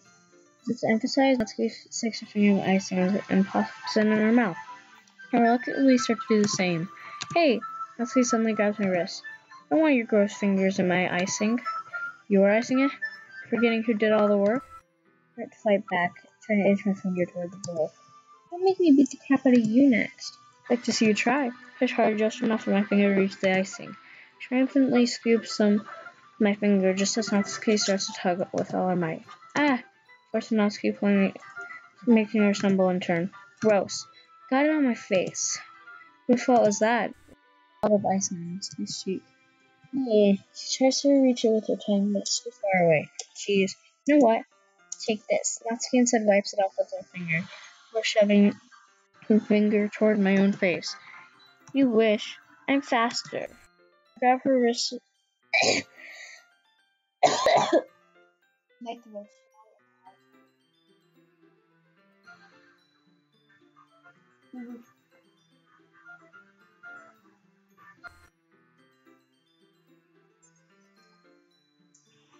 I grab her wrist with my hand before it reaches my face. Natsuki tries to use her other hand to fight back, but I grab that one as well. Haha, stop! Not until you apologize for calling me gross. Fine, fine. I'm sorry for calling you gross. I don't mean it. It's just one thing and you react to it. You're not all the time, you know. Saying dumb things just to get a reaction out of me? You really shouldn't tease girls like that. Is that so? In that case, I probably shouldn't do this either.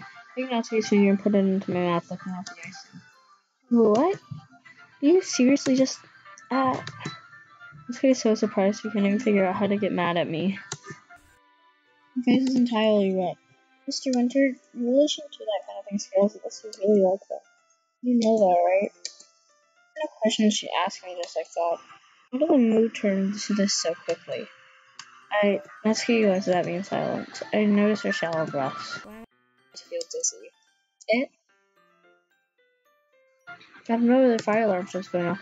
Natsuki rushes over to the oven. Is something burning? I thought you didn't put the cupcakes in yet. I wonder. You lit the dirty tree in here, dummy. You didn't make a mistake like that. You should have checked it before turning the oven on. Don't blame me for your mistakes. Jeez.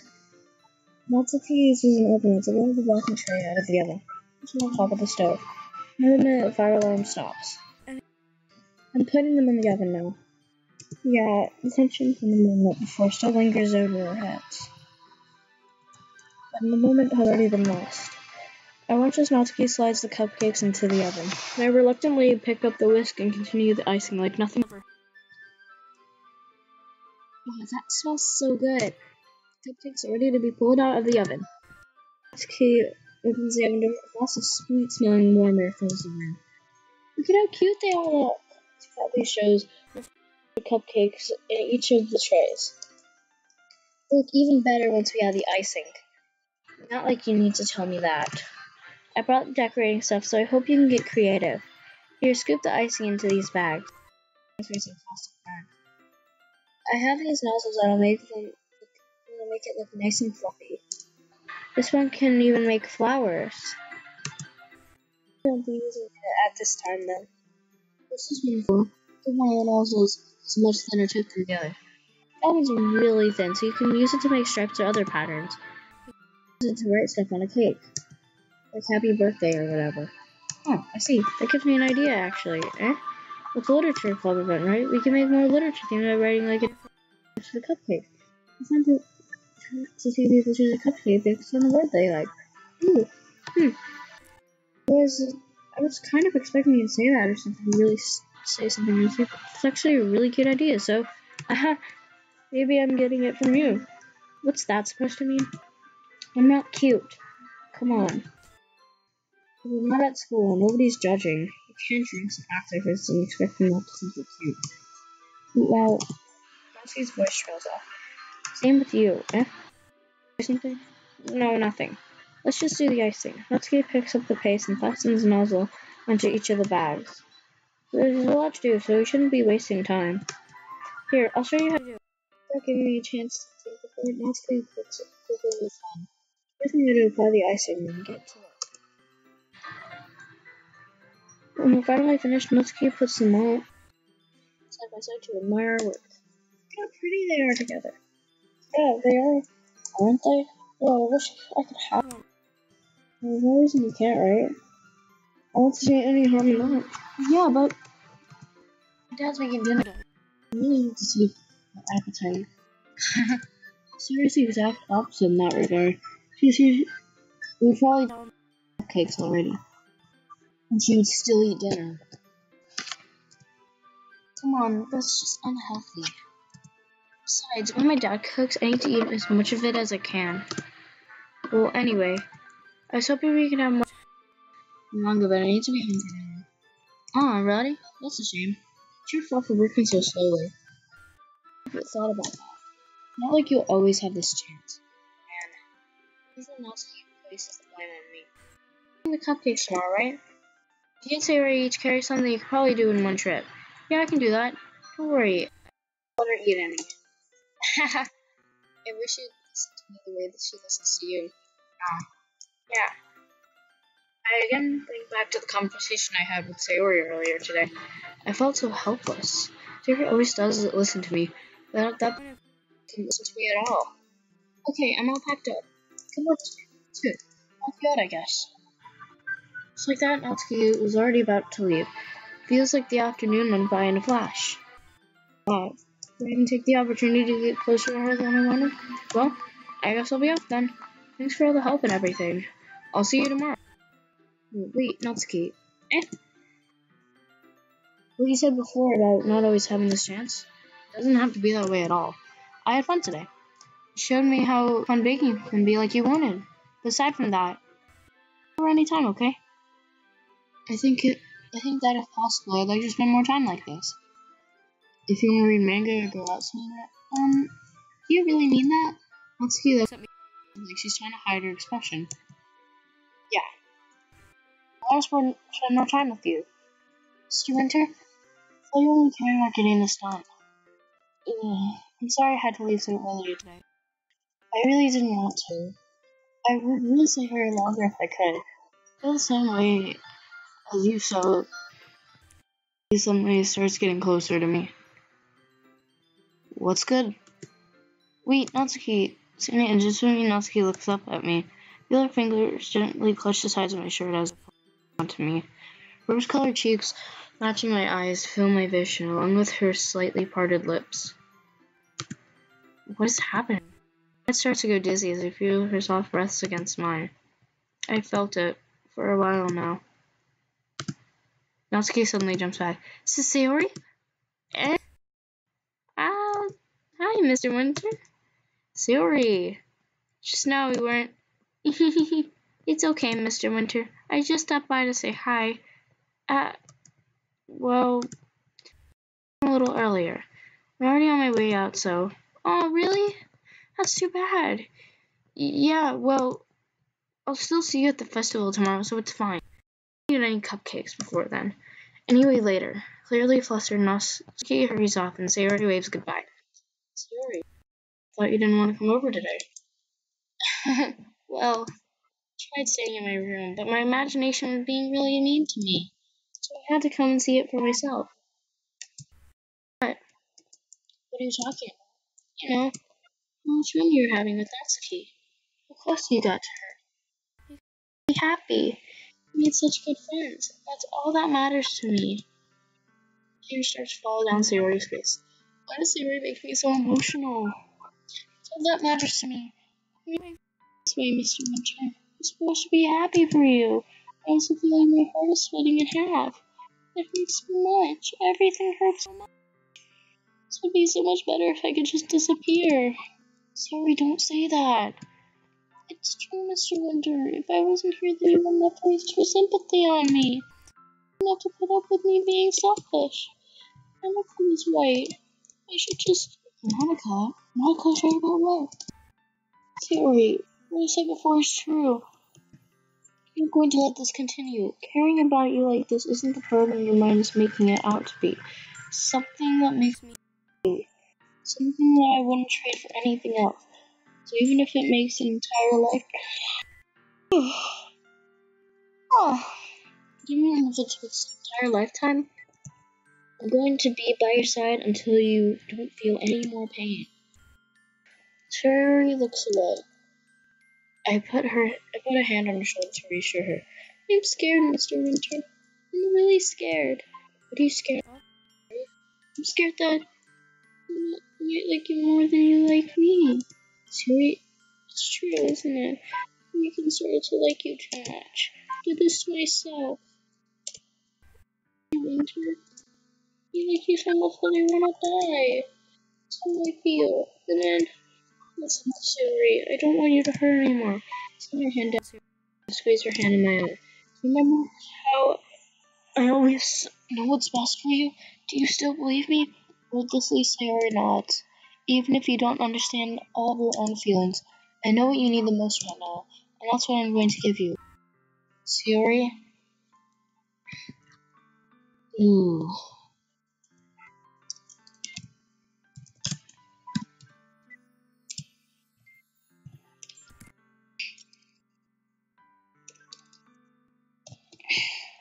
So everybody, if everybody is watching this, or if it's just one person, I'd like everybody to say what their answer is. Do you want me to tell Sayori that I love her, or that she'll always be my dearest friend?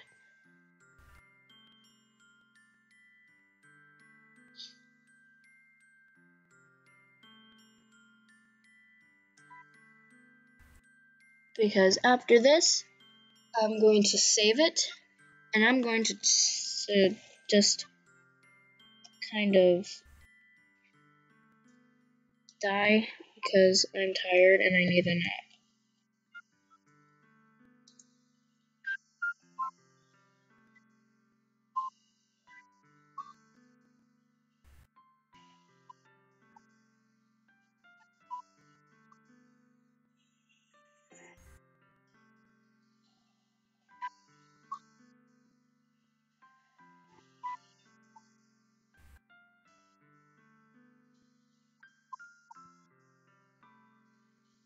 Is anybody even watching?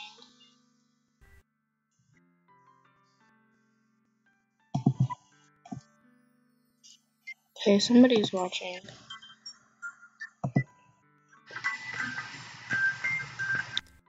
Since no one's answering, I'm just going to save it right here. I'm going to save this for tomorrow. Okay, everybody, have a nice day.